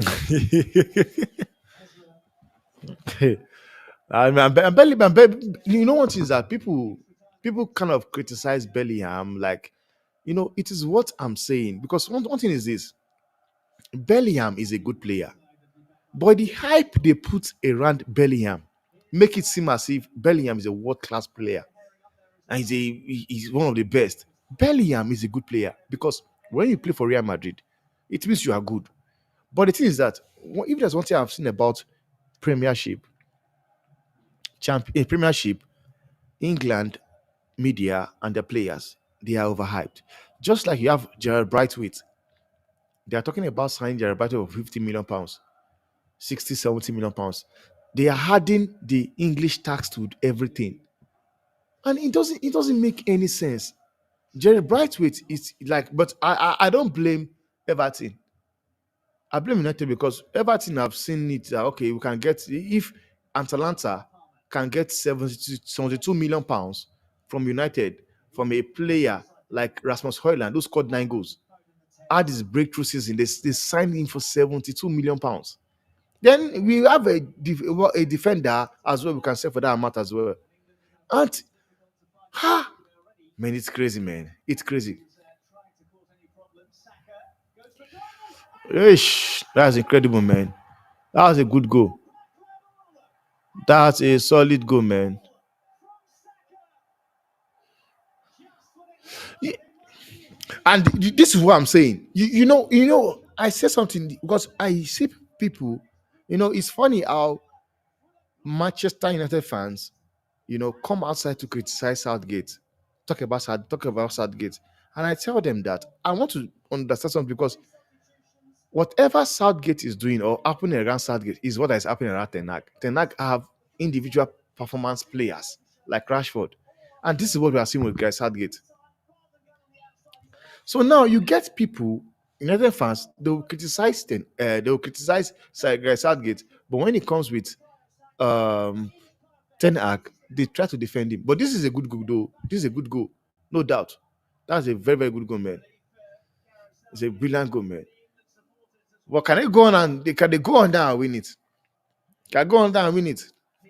They brought in players that can knock the ball around, man. Yeah, like the way he's looking at, I'm taking look like going to penalties, man. Well, yet again, and Hurricane have been quiet though. He has been quiet, but people want to.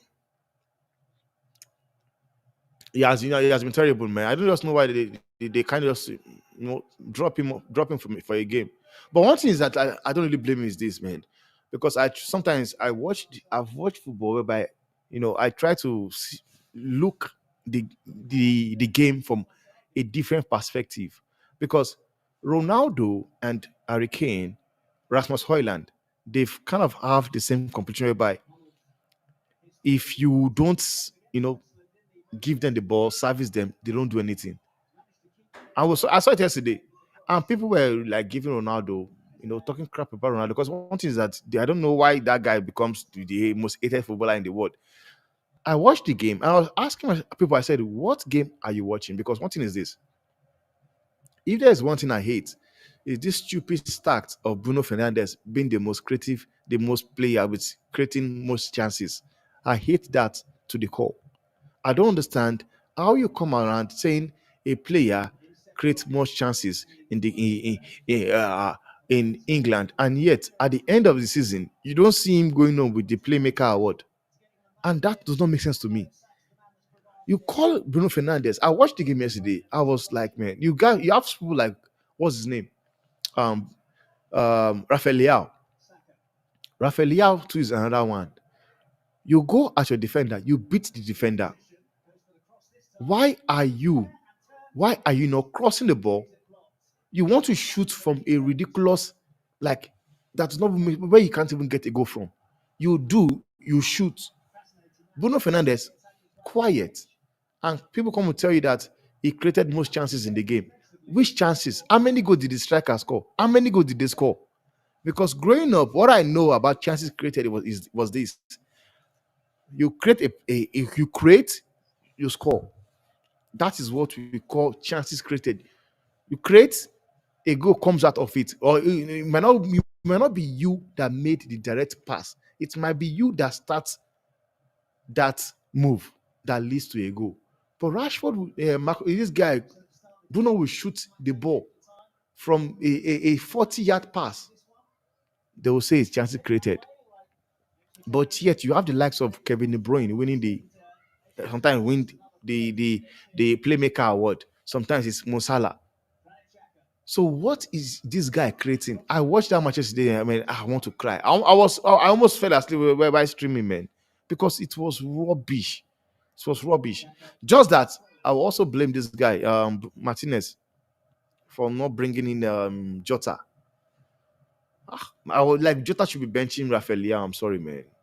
Jota is a better player than Rafael Leao. From what I've watched so far, I used to rate Rafael Leao, but right now I wouldn't even want any club to sign him. And it makes sense when you look at PSG. PSG wanted Rafael Leao, Kvaratskhelia, Osimhen. These were players they mentioned to replace Kylian Mbappe. But which one have they gone for? No one. Because everybody, one of them have been dropping stinker. The only person that looks like they will get is Kvaratskhelia, but I don't think Napoli wants to let him go. That's another player whereby I will ask Arsenal to go for. I will ask Arsenal to go for that guy as well.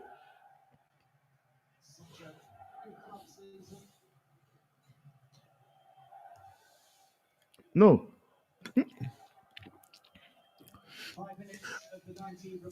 Oh, they want to force him out of the club as well. The fact that they are going around, they've reduced the price. I think they are going to reduce the price again the second time. They called Chelsea that they will be willing to reduce the money they want for Osimhen, and they don't want it still. He's replaced. And one thing about Napoli, they are very very good when it comes to scouting players, man. Like that guy Coco Australia, they bought him for £10 million, and that guy will go for nothing less than 100 and something million, or 90 at worst. He's a good player. Look at now. The game is calm now. You have people, ballers that knock the ball around. No kick and fall, no police football anymore. Knock the ball around. Solid game. That is what I don't understand. That is what I don't understand. Because he comes with this is favoritism now. That's what he does.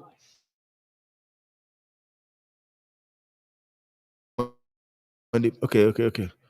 Yeah, I think that's it now. Bellingham shoot. You've caught somebody. Mm. So now you can see the cross now to Hurricane. What can he do with that cross? Because sometimes when I try to make people understand that, oh, he took mine off. He took mine off.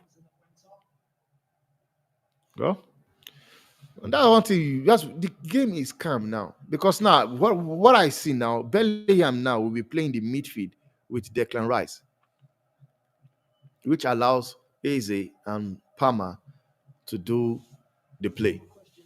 And this is what I've been saying for a very long time, man. Because people think Bellingham, because he's got to something goes for Real Madrid, means that he's a striker or he's a goal getter. It was not the manager that was able to set him up in that manner, whereby he made him score so many goals because he did not have a kind of like out and out striker that he believe on. They had Yesulu, but he decided we would rather choose to play what's his name, um, Bellingham over this guy, and that's why he's got so many goals. And Bellingham was playing with likes of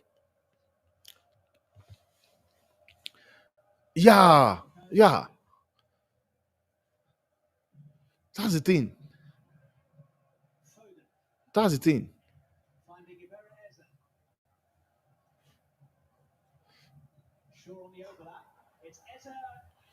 Yeah. True.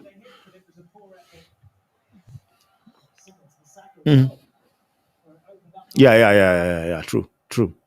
One thing, another thing is this: if Arsenal, it just came to my mind now because one thing is this, man.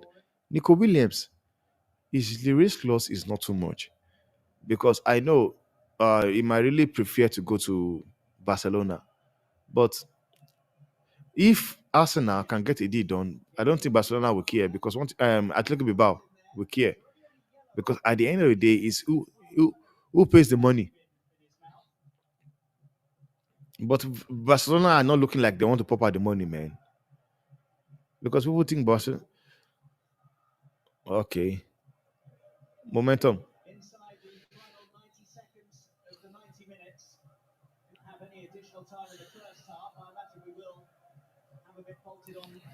Yeah, and this, like people don't know. People, I tell people, no matter what you want to say, man, the likes of Bartome and Messi, they kill that club, man. Man, they killed that club. The money they were paying that guy is just too crazy. Honestly, ridiculous amount of money. Ah, come on. If you want money, go to Saudi Arabia and collect money, man. Go to Saudi Arabia, go and collect your millions. That is where money is now, Saudi Arabia. Like the way he's looking at Ederson is looking as if we end up there because they've been talks already. And I think the salary they spoke about was £600,000 a week. Come on, man. I'm gone. Even Osimhen, at a point, before he resigned his contract now, they wanted him now. Hal. They wanted him, I think it was around a million pounds. He did not go. I don't know what he was saying. He wants to win. Maybe he was thinking he will win Ballon d'Or, win Champions League, which I don't see happening. It's honestly crazy. Whenever you have time to move, you move. Igalo that is playing there, it's not crazy. Igalo that is playing in what's it called? In Saudi, is not mad.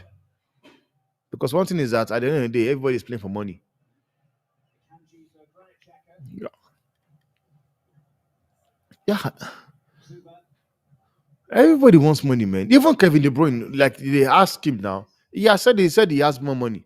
He has enough money, but there's a kind of money that will come. Come on. At the end of the day, the money is for him, his grandchildren, like his great grandchildren, that he will leave. Because not everybody is fortunate enough to win, a World Cup or Euros. Not everybody. Any player that was able to win it all like Messi, kudos. Not everybody's able to win it, but it does not mean that because you cannot win it, you must still force things through. No, man.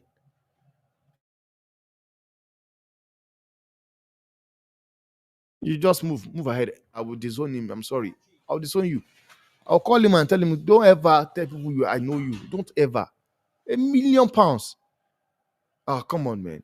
Do you think whereby the likes of Bayer Leverkusen, Ronaldo, whereby he had a chance of coming to Newcastle because on his contract there was a possibility whereby he could get loaned to Newcastle. He did not take it. He keeps saying he's happy. He's happy. Keep saying he's happy. Yes. Come on, calm down, man. Calm down. Sometimes I do not understand players, man. Control the ball first. Control the ball first.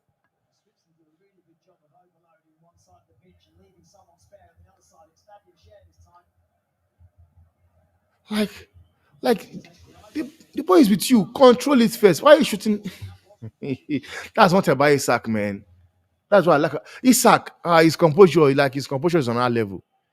That guy, his composure is on another level. That guy has that patience, has that composure, man. I watched him last season. Slow it down. So many man. Come on, that guy is crazy. That's why I was saying Arsenal need to sign that guy. So like which other players is Arsenal being linked to?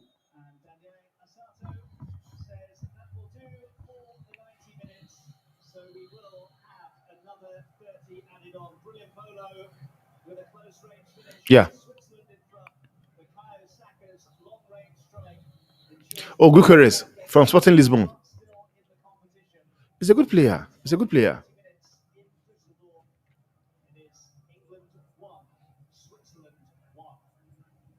Imagine 35 assists, like he's mad. It's mad. That's one thing. That is one thing about sometimes. When you look at some teams, how they go and scout players and discover players, you ask question: how did they get to know where this player is playing for? And this guy called, yeah, yeah,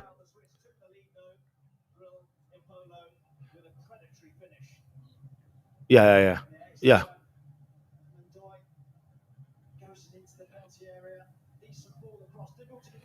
yeah.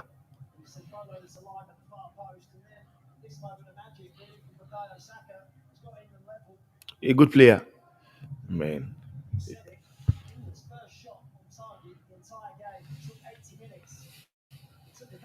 No, he's a good player, man. Honestly, he's a good player, and like easy. If you can get that guy into the club, it will be very, very, very nice. Go Kores. Because it's not easy for like when you see a player that has about how many GA contribution, 35 assists, man, and 20 something goals. It's crazy.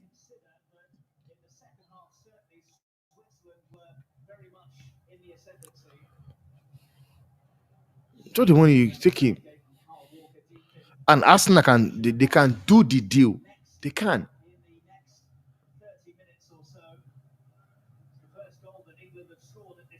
Yeah, yeah, yeah.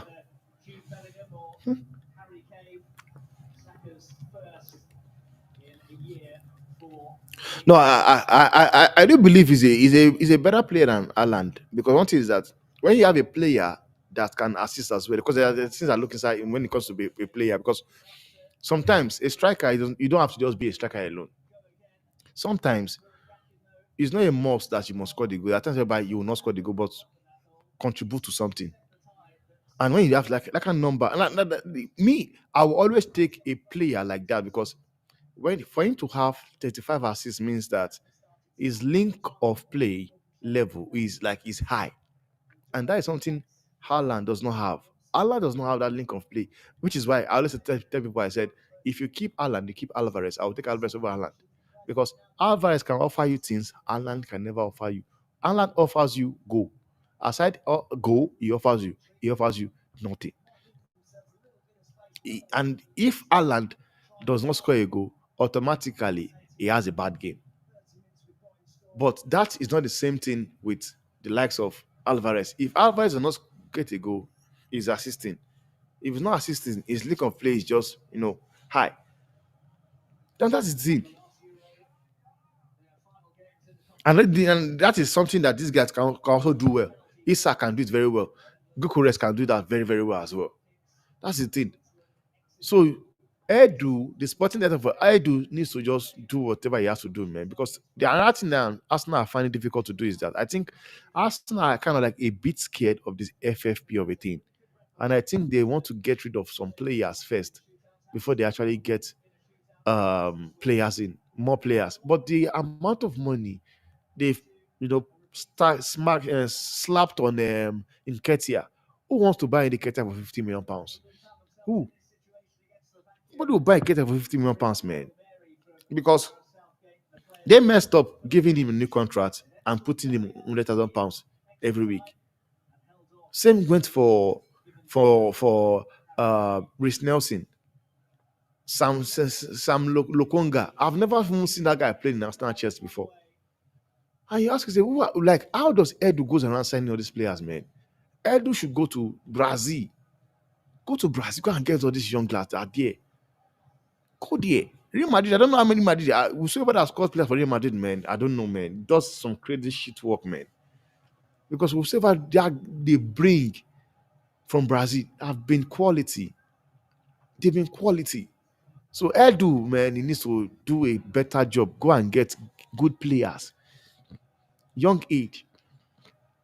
Because since they have decided that what they want to do is build project, they want to build a youth project.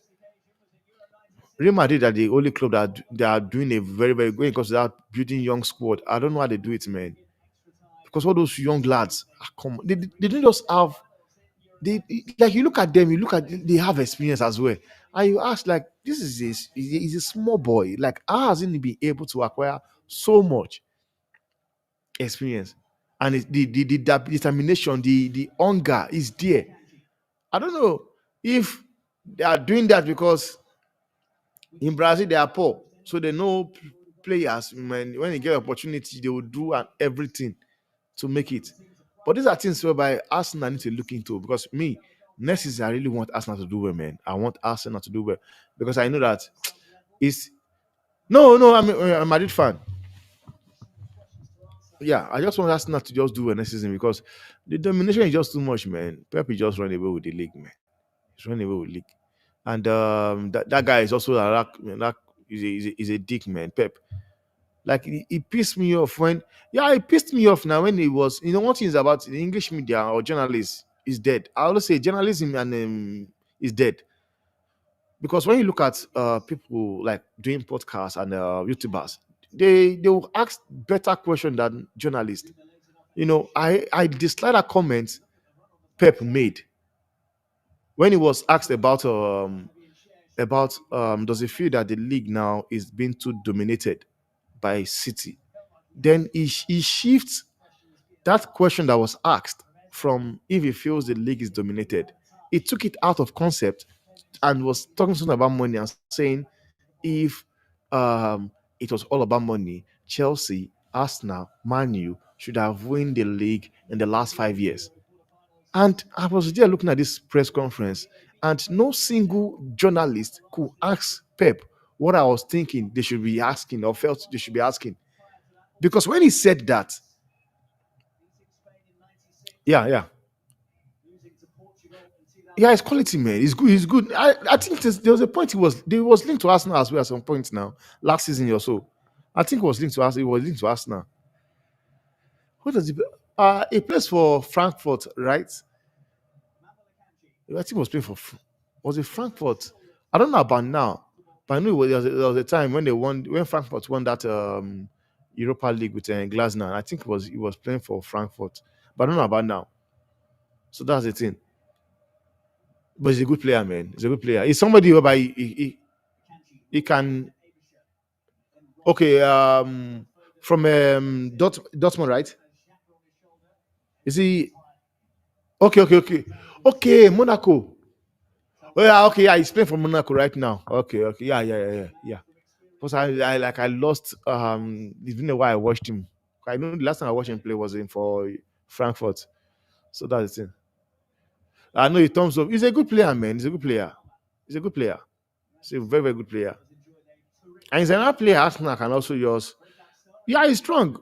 You know, when he stands in your front, you cannot get the ball from his feet. That's one thing about I like about him.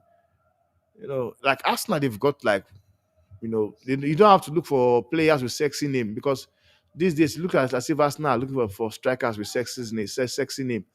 You know, you guys have asked you've had players with sexy name in the past, like Thierry Henry, Emmanuel Adebayor, Nicolas Bettner. Those are fine, fine names.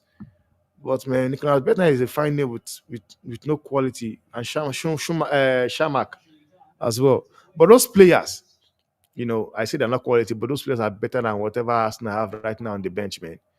Shamak is better than Kentia. Honestly, I like Nketiah.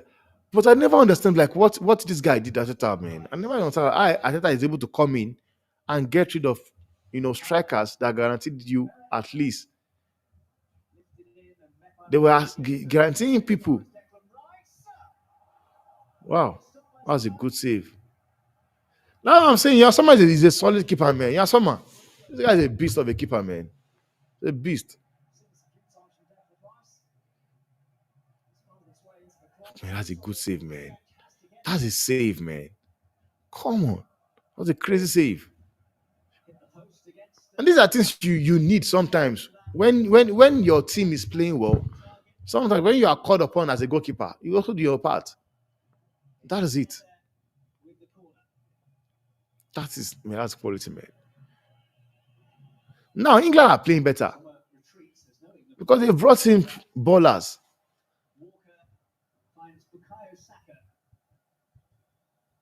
But it's Jay-Z. Foden is still on the pitch. I thought he's out already. Phil Foden. Yeah, still on the pitch. Still on the pitch. Yeah.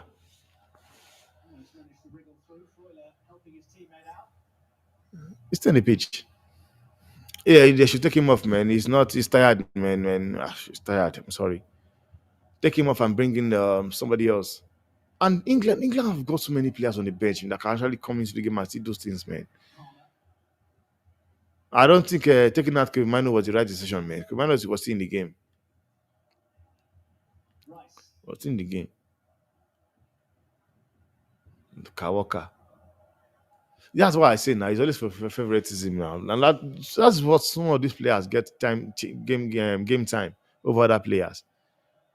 It's favoritism because if you are telling me,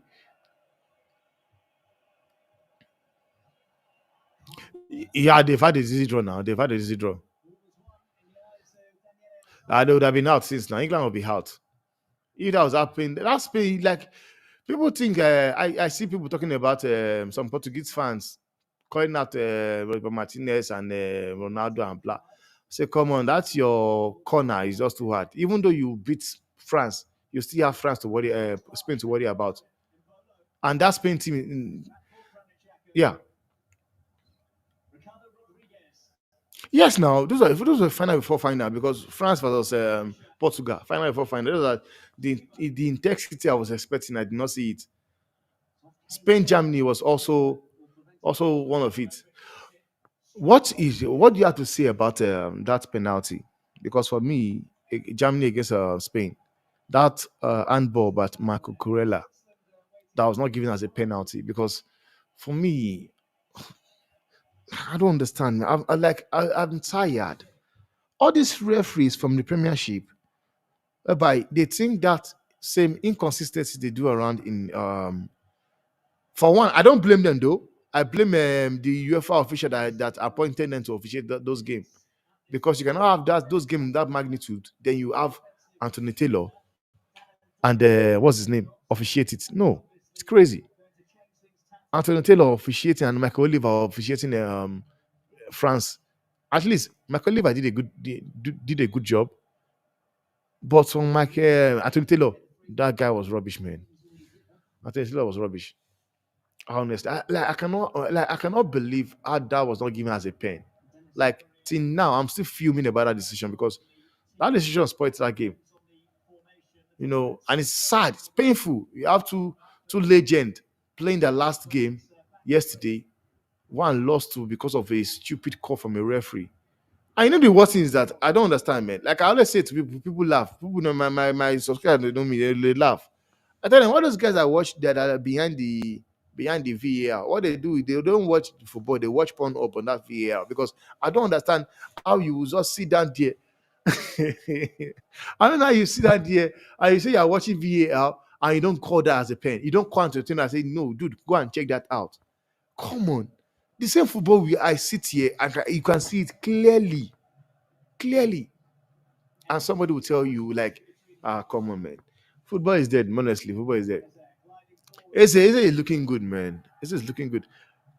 Referee he's a good player.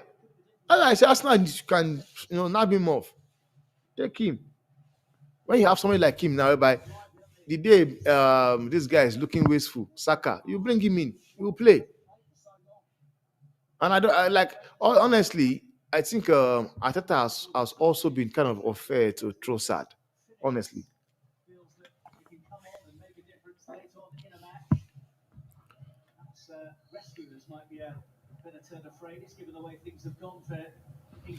Like it was cheap, man. It was cheap. It was a cheap deal.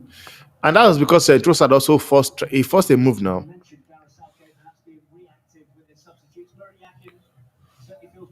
Yeah, because it was crap. It dropped massively.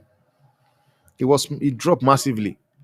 Ah, but Trossard will come in, banging the goals, and he will play well. The next thing is bench in the next match. Man, I was like, what is Ateta doing, man? What is Ateta doing?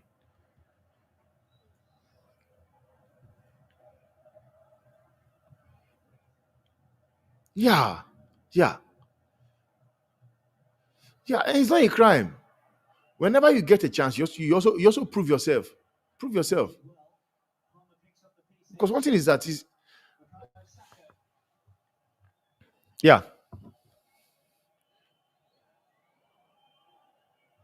No, no. Okay.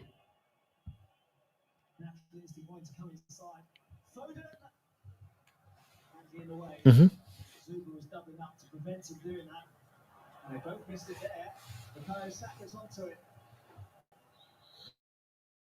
Mm-hmm. Yeah.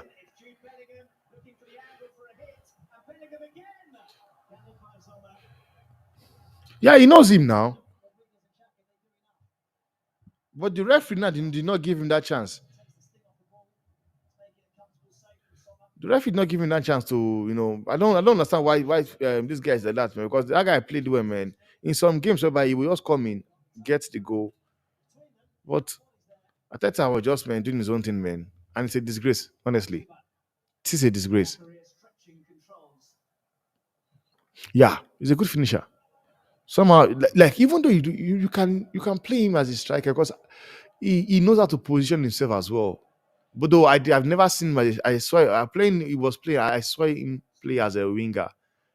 But if there's one thing you also need to give Brighton, you have to give Brighton that thing. They know how to get players. They know how to go get players. Like when I saw this guy Baliba, I don't know how much they got him from. My Toma, Baliba. Andy Grat is another wonderful one now. And Andy Grat is a very good player, man. Andy guy was one that came in and roasted Nigeria. Yeah. No, I was so happy, man. I was so happy. Come on. Those guys were playing crap football. No, I'm a Nigerian guy. I was so happy. Because the thing is that like Nigeria is Africa, England. Nigeria is Africa. They are the way they hype things and that pisses me off. Ha! I was like when Osimhen there was this outcome that busted between Osimhen and Finidi the George, and people were talking crap, and I was like, man, I don't understand in what world people that watch football have come to understand that it is right to take, it is okay for you to take a player side. Now, I was saying to my friend, I said, even though the manager had said that, because sometimes you need to sit down and let's think, let's have a proper conversation. You came outside and told a manager that you have injuries. Why do you think you had to go to a doctor? You had to take a video to showcase to the manager that you are truly injured. If you are truly injured, because me, I said to people, I don't believe that. I'm sorry. I've seen it it's not the first time I'm seeing it. Whereby I don't believe he's injured. I do not. I just felt he did not want to play for the man. All the way back to Declan Rice. Final minute of the first half of extra time. Yeah, was it Benin? No, it was. I think it was South Africa. Maybe. Yeah, yeah, it was South Africa. They play 1-1.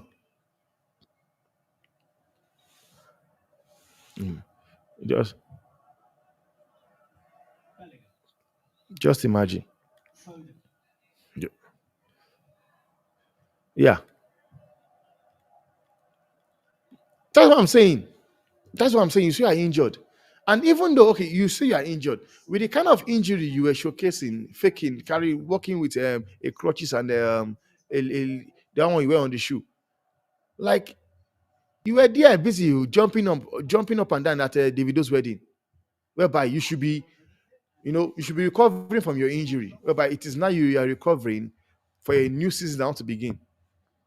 And what that guy said, and what people have said, just imagine. Just imagine playing football with influencers.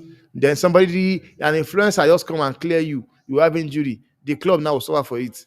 It's madness, man. And you say you are injured.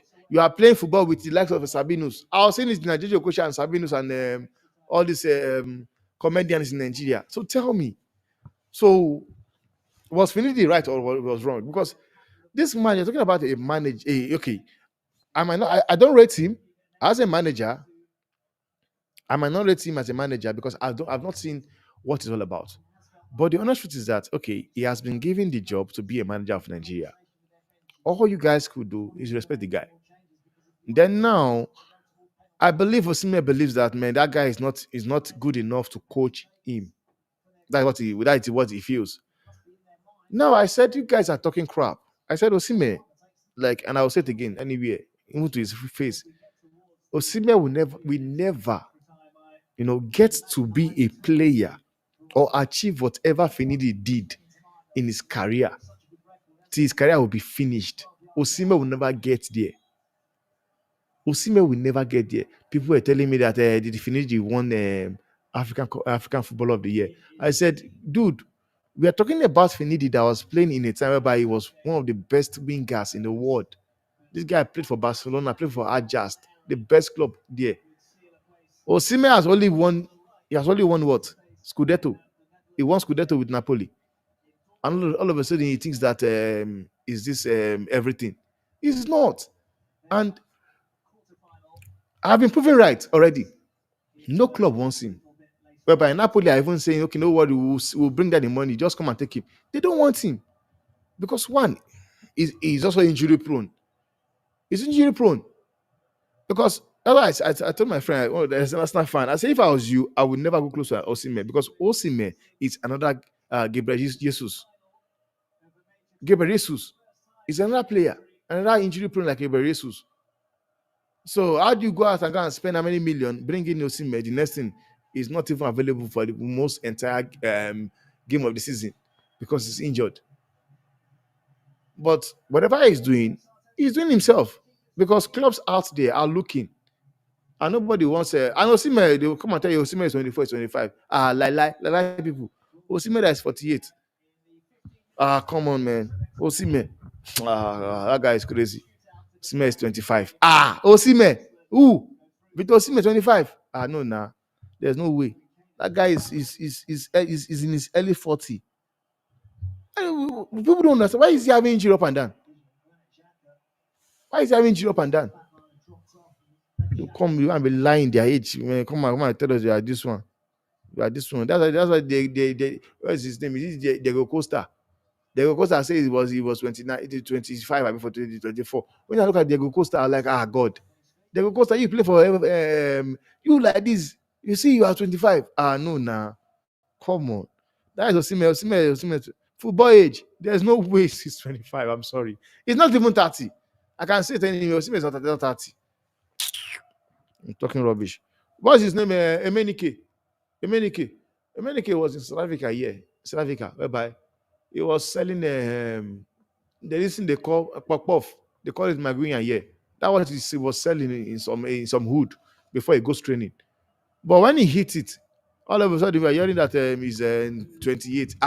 All of us were shouting because all of us we celebrated with him in a club when he was doing his birthday, when he was doing 33 years old. And that was when before he went to the Nations Cup that Nigeria won with Umba. That Nations Cup Umba scored the final. Before they went to that competition, we celebrated his 33 years old birthday in South Africa here. Yet we are hearing that he's 28. Come on. All of us were playing football in South Africa here now. We know all these guys, man. Osimhen, there's no Osimhen is 25, 20 something. Come on. All these injuries, these are the reason why he gets injury now and then. Look at when you see a player that is young, you can see Anthony Gordon does not need to tell you that he's 20. You will see it from the way he plays. Look at Nico Williams. Nico Williams still plays as a player, as a raw talent, because right now it does not. There's nothing in his mind. Like he just all you just want to just do is just go to the pitch, have fun, and this is why I want Arsenal to so man look for that guy, man. It's just 50 million.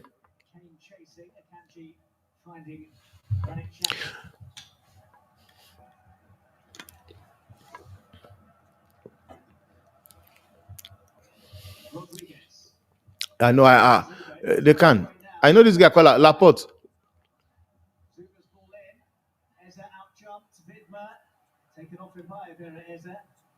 Yeah.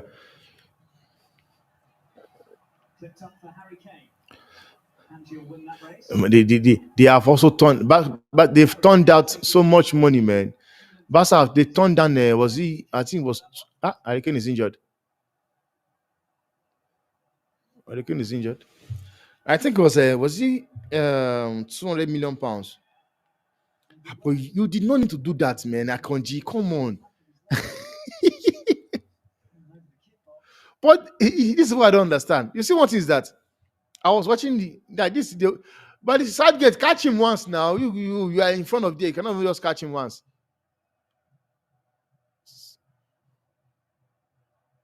In fact, I think who is coming on? Okay, you're talking about Saka. Okay, so Shakiri. Well, the guy called this guy Mbolo is a good player, man. He's a good player, man. He's a good player. Look at him, so thick. The Cameroonian beast.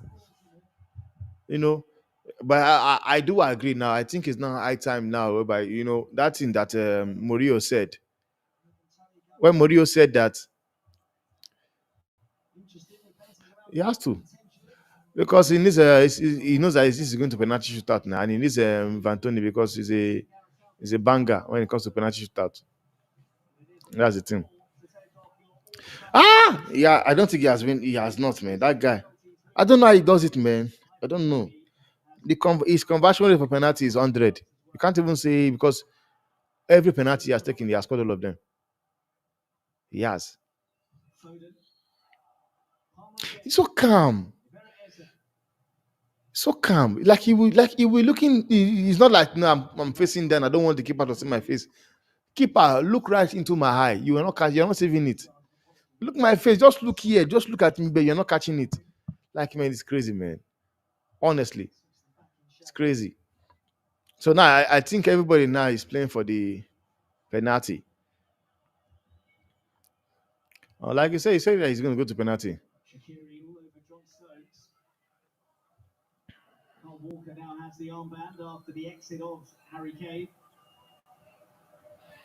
Brilliance. A team play. Yeah, they build something. They've been a better team, man. France saw a Portugal on penalties in the second More half. balanced now because they got a proper coach. It is They don't have Henry Southgate. to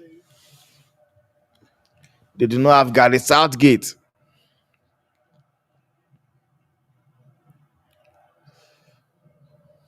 Walker.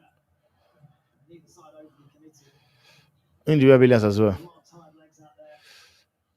Ah, Bellingham is another player, man. Breaks the way of Shaka. Shaqiri. Mm-hmm. Bellingham's gone over. There was nothing wrong with that from Shaqiri. Yeah, true, true. You cannot. You cannot. Well timed to nick You it over. cannot. Bellingham still down. England coming forwards with Bukayo Saka. Cole Palmer. Yeah, no, they will have long gone since now. Bellingham is not keeping in this tournament. Good block. Bellingham is not keeping in this tournament. And you can also say he has not really have like, a superb competition, man. For me, that I don't know. I don't know. He's I don't understand. He's still there on the pitch, man. He's still there on the pitch. He should not be on the pitch anymore. You have Watkins. I don't understand, man. Like you can easily take him up and bring in Trent. Like it's crazy, man. You still have a Conor Gallagher that will run up and down. It's just crazy, man. Honestly, guys, Southgate is just doing what he knows how to do best, man. After all, when he brought in Ivan Toney and they won the match, they said, guys, Southgate masterclass. Said nice, guys. Southgate, all this Eng- Zuba. English pundits. Still that Vidmar. Must be no. Ish. Oh, man. Ish. This is where you need clinical striker, man. Defending from Luke Shaw. This guy, Zakaria is not a striker, man. Yeah. Suddenly you can hear the So there's no way who score that, man. angling, just as the nerves are for both sets of fans. That's not the hot. That's what I'm saying. Fire cool down, Fabian Shaw. You wait, cool down. That is what we say when we say about talk about composure. Sometimes you need composure, man. Never touch and never set his options. Like it fell down to you. Nobody's there. Control the ball and look at what you want to do next. Control the ball. Next goal. I don't understand, man. I don't understand. Like, okay, it was even Shakiri. No wonder because he was too short.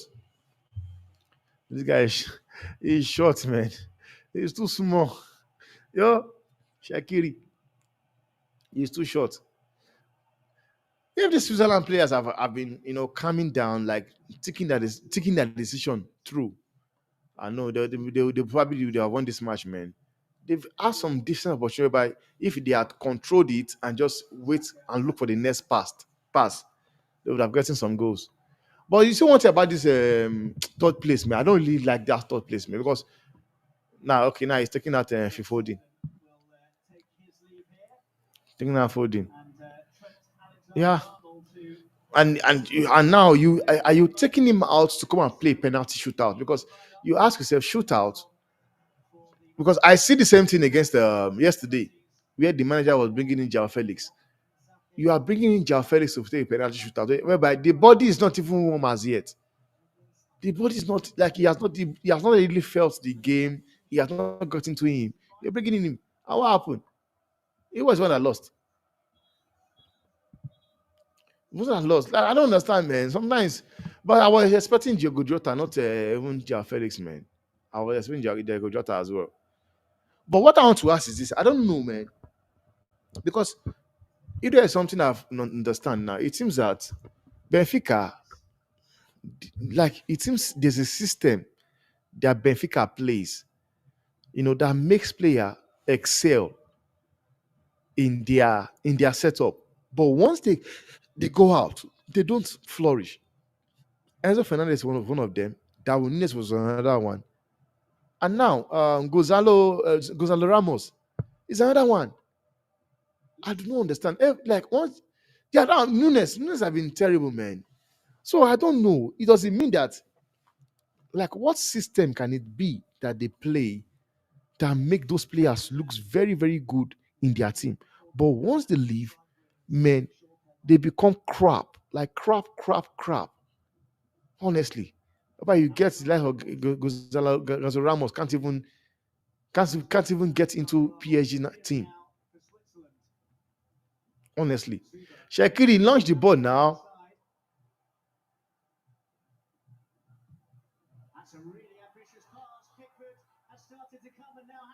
Fabian Shah. Ah man, all these guys, man, all these guys. This is why. This is why. There's a reason why. This is why when we talk about some players, people don't understand. Just imagine. You imagine the lives of Messi here, the lives of Aja Robben here. He will kill this guy coming Saka. He will kill him there. Ah man, I don't understand, man. Man, cut him there, like cut him. Man, we don't. Man, all these wingers of today's man, those wingers of today are just rubbish. I'm sorry. And the only person now that remind me again of wingers used to be is Vinny Jr. and Nico Williams. They've been the two players that have, ish, yo, referee has a free kick, man.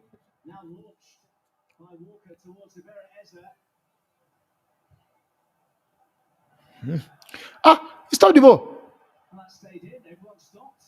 Ah, this guy's a baller as well, now, is he, man? Even mine should look to sign this guy, man. Mine should be looking to sign this Eberechi because Shakiri doing there. Oh, he hits the bar actually. Yo, that boy hits the bar. I thought he.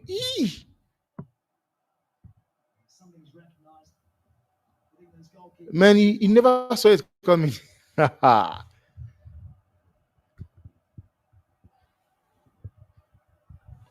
Man, everybody is tired already. They are not. They are knackered already. They're so tired already. They are tired.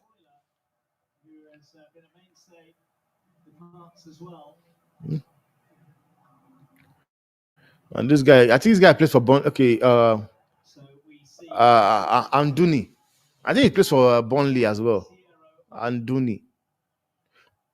What is your take on company getting the Bayern on this job?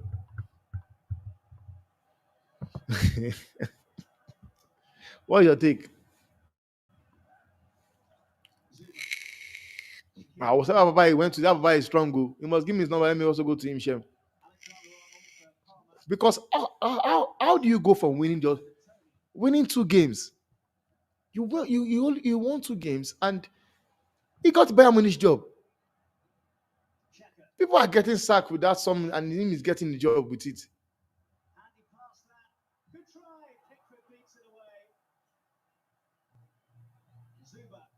I don't know.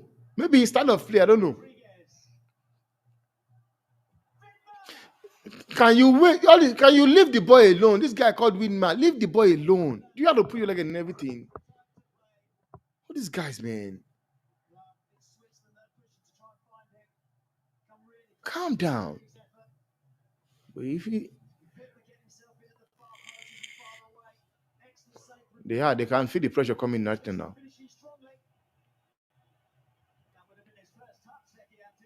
And that's a good save for my and that guy else coming in and doing it.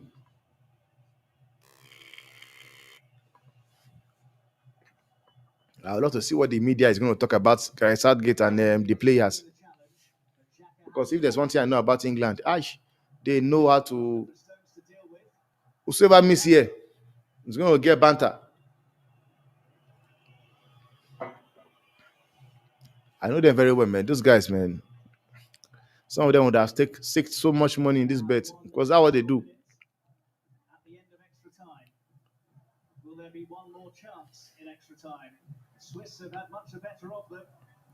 Mark them. Okay, it's 1 minute. Just 1 minute. Look sure.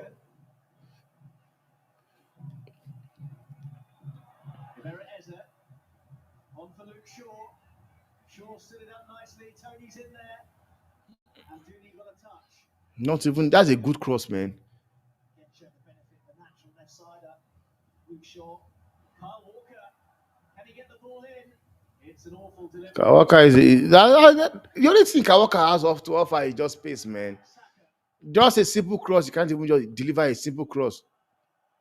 And just Saka is playing as a left back right now.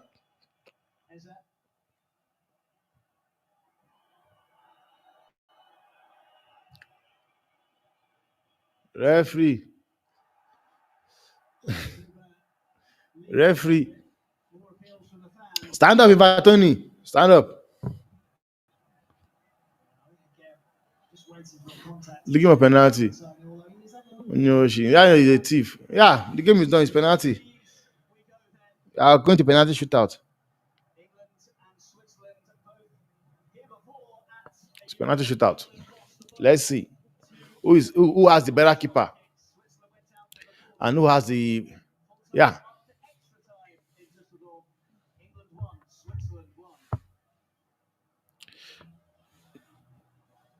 Yeah, I saw. I think I did not put the this thing. So I saw it now. I've kept it on the corner. Let's see. And I also do I'm also even streaming on YouTube as well. And once in a while, man. Yes, I have to you send me your number, please. You send me your number, then I can add you. So because I always stream and do show and everything. I do there's a show I do. We call it the debate show, whereby we disagree to agree. You know, and there's one I call unfiltered talks. This is whereby we just say things the way it is, like we have been talking about since. You know, so I will get your contact, then we'll take it out. We'll always stream on YouTube as well. I'll send you once I get a number, I'll send you this thing as well, the page and everything. It's all about. Yeah, so let's see how they're going to win this, man. Let's see. Eberechi Eze. But I want England out tonight, man. I want England out tonight. Miejski. Well, something just telling me that England will win this, man. Somehow. 1 minute, 1 minute.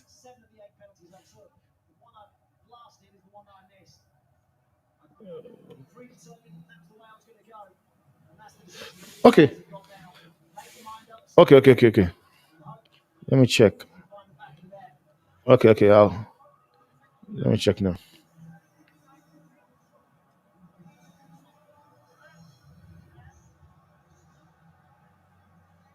Not easy watching for these two sets of supporters either. Well, looks as though England have won the first battle because the penalties will be taken down at that end of the ground.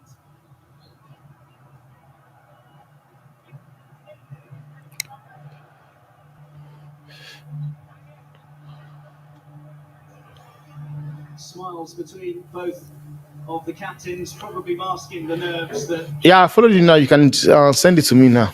England's win ratio of I sent you a message actually. shootout to the World Cup or Euro is the lowest of any European nation to contest 3 or more.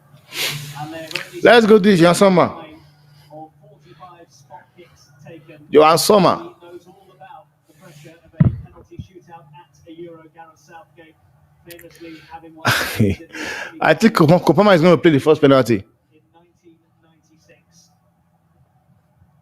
Kopama.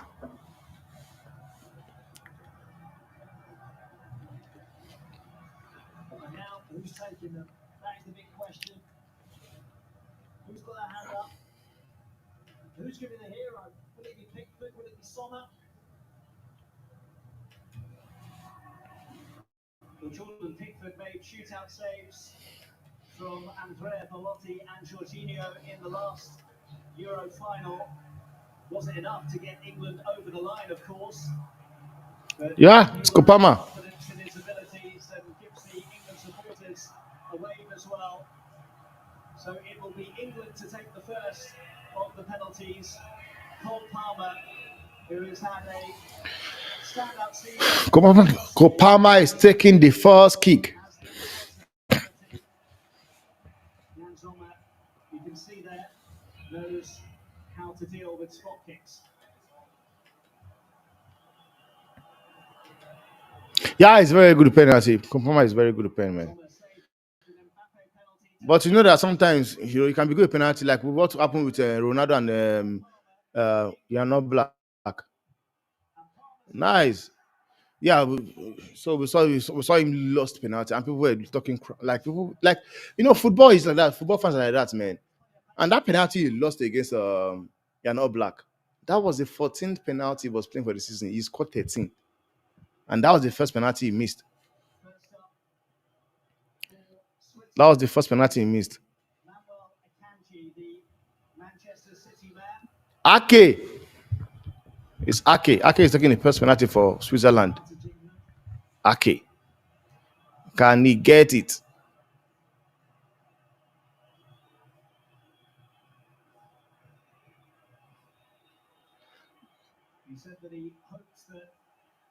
Pickford, go back. But he's quite good with penalties, though. Pickford, it's quite good.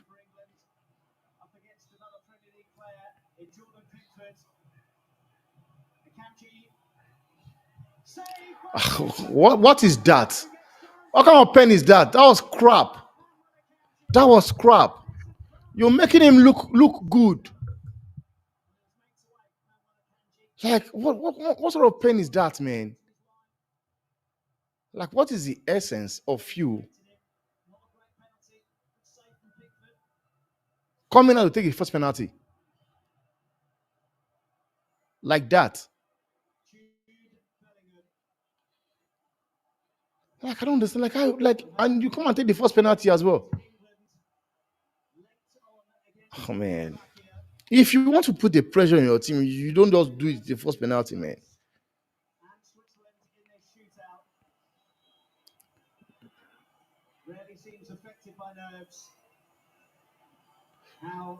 Yeah, nice one. That's how you do it. So calm. That's a calm penalty. That's how you do it.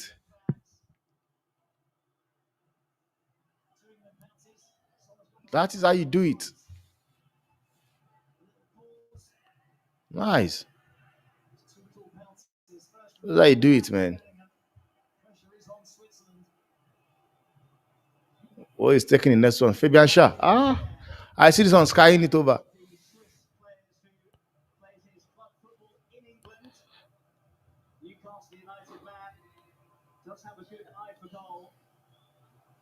Where he's looking right now, man. It's looking like he's not winning for it. Fabian Shah.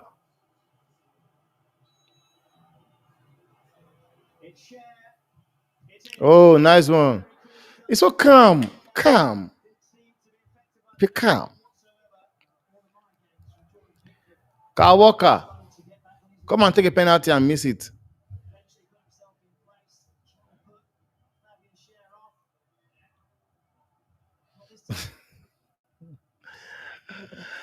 Ah, Saka. Saka was I think Saka will score.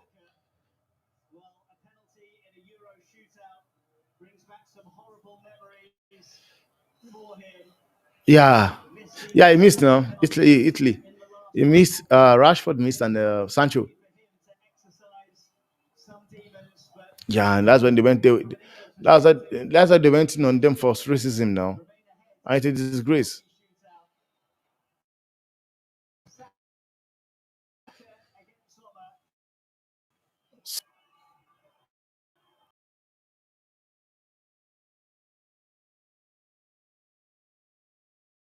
Yeah, someone just got tired, man.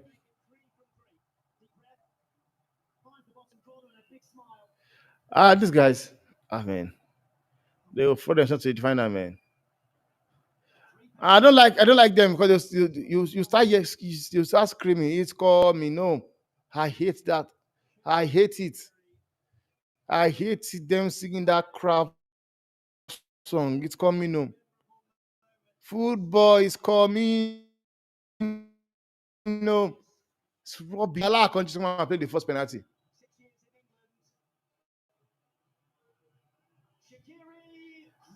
Nice, nice. Who is taking the first penalty? Ivan Tony. It will be Ivan Tony. Or is it? don't he's still remaining one now. If he score, if they lose one, all it takes is when they lose one. They lose one. Evan Tony. It will be funny. Then you come and miss you come and miss today. To be funny. Yeah, that's that's the first time I lit everything. So, he, he has good pen on him, man. He's like that. He has good pen. We know him, man. His pen is just, man. I don't know how he do it, man. Like he's so calm. The confidence level on this guy, like for me, and he's looking at him straight in the eye, straight in the eye. Like he's looking at the keeper straight in the eye. That is what surprised me about this penalty. Like you're looking at the keeper straight into the eye. And then this one looks like as if you're gonna lose. This one already, like when you look at him, do face like Sancho. It looks as if he's defeated already. Yeah, looks as if you're gonna lose it.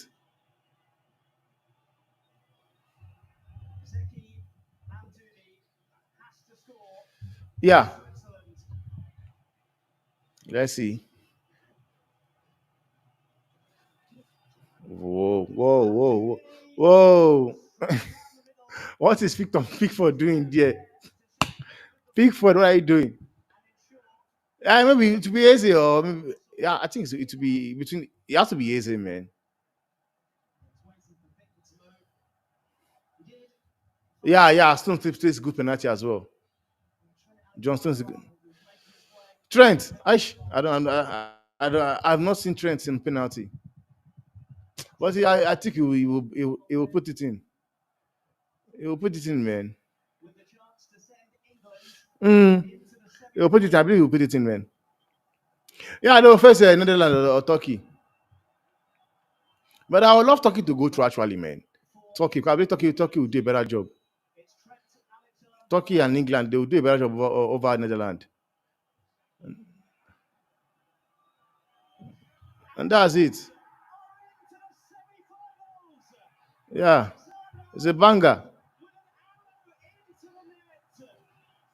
Yeah, it was not going to lose anyway. It's what we know.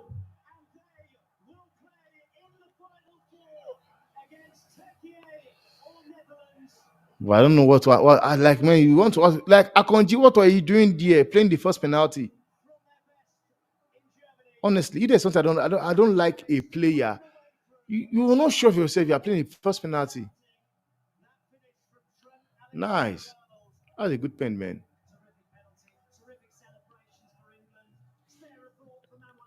That's it, man. But I would love them to face Turkey actually. But England are not winning it. England cannot win this. So which team would you prefer to play England in the final if they get to final?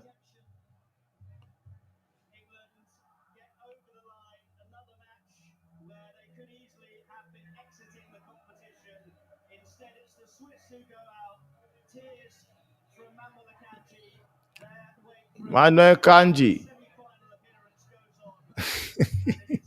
the way the way football just lowers people, man. Football is a good game, but it's also a sad game. Like once you don't just get it over the line, man, it's sad for you, honestly.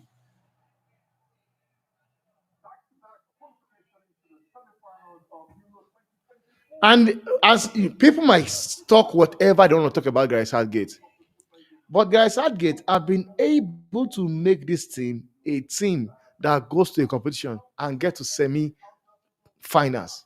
This is back-to-back semi-finals. No, I don't. I also don't know how they do it, man. They get some crazy lucky draws, man. Honestly, they're always getting lucks because the luck they've been getting, man. in- Yeah, what they have to go through. of the quality. And this is why sometimes, uh-huh. No, England will lose against one of those teams, man. They will lose. They will lose. They are going to lose. England are going to lose against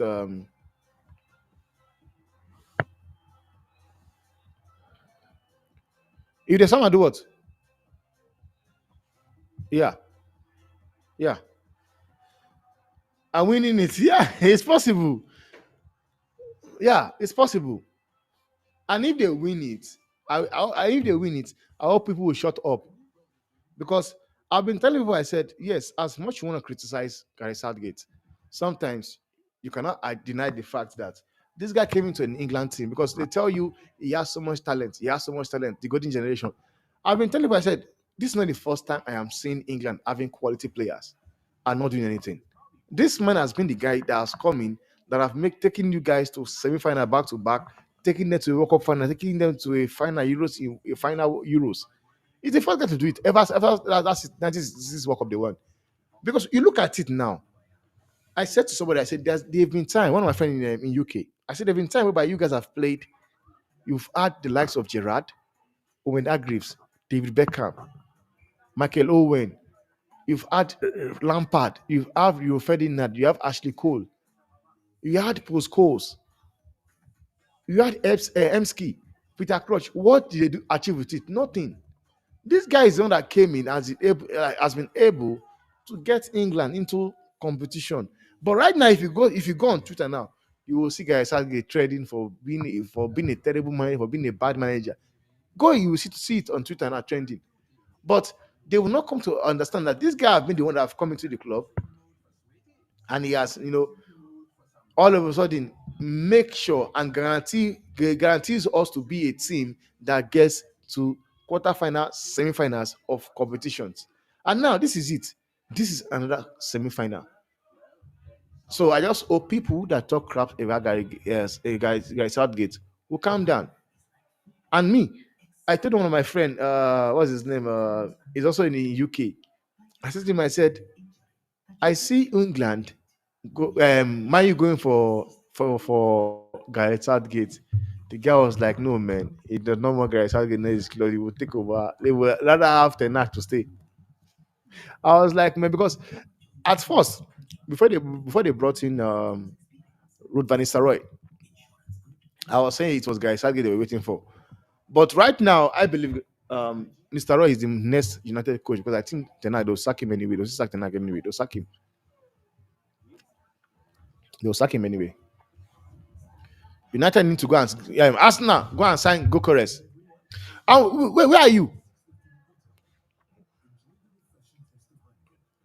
Okay. No problem. Let me just do this thing. Let me just freshen up because we are coming. I'm going live now. Imagine with Netherlands and Turkey. I'm coming. Let me just freshen up. I want to take a toilet break.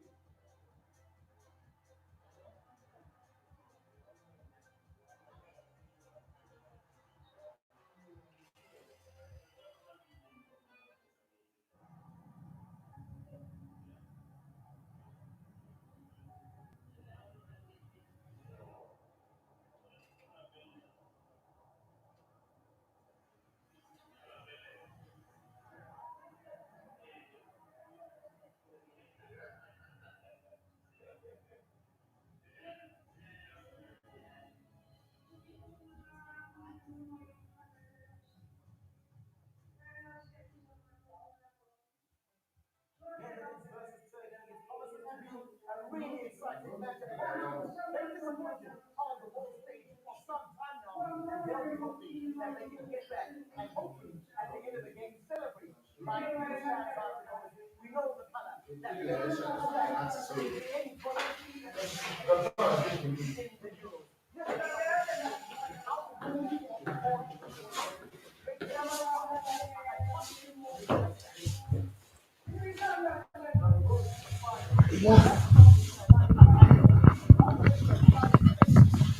Yeah, England, Spain. I see. Yeah, I said Turkey.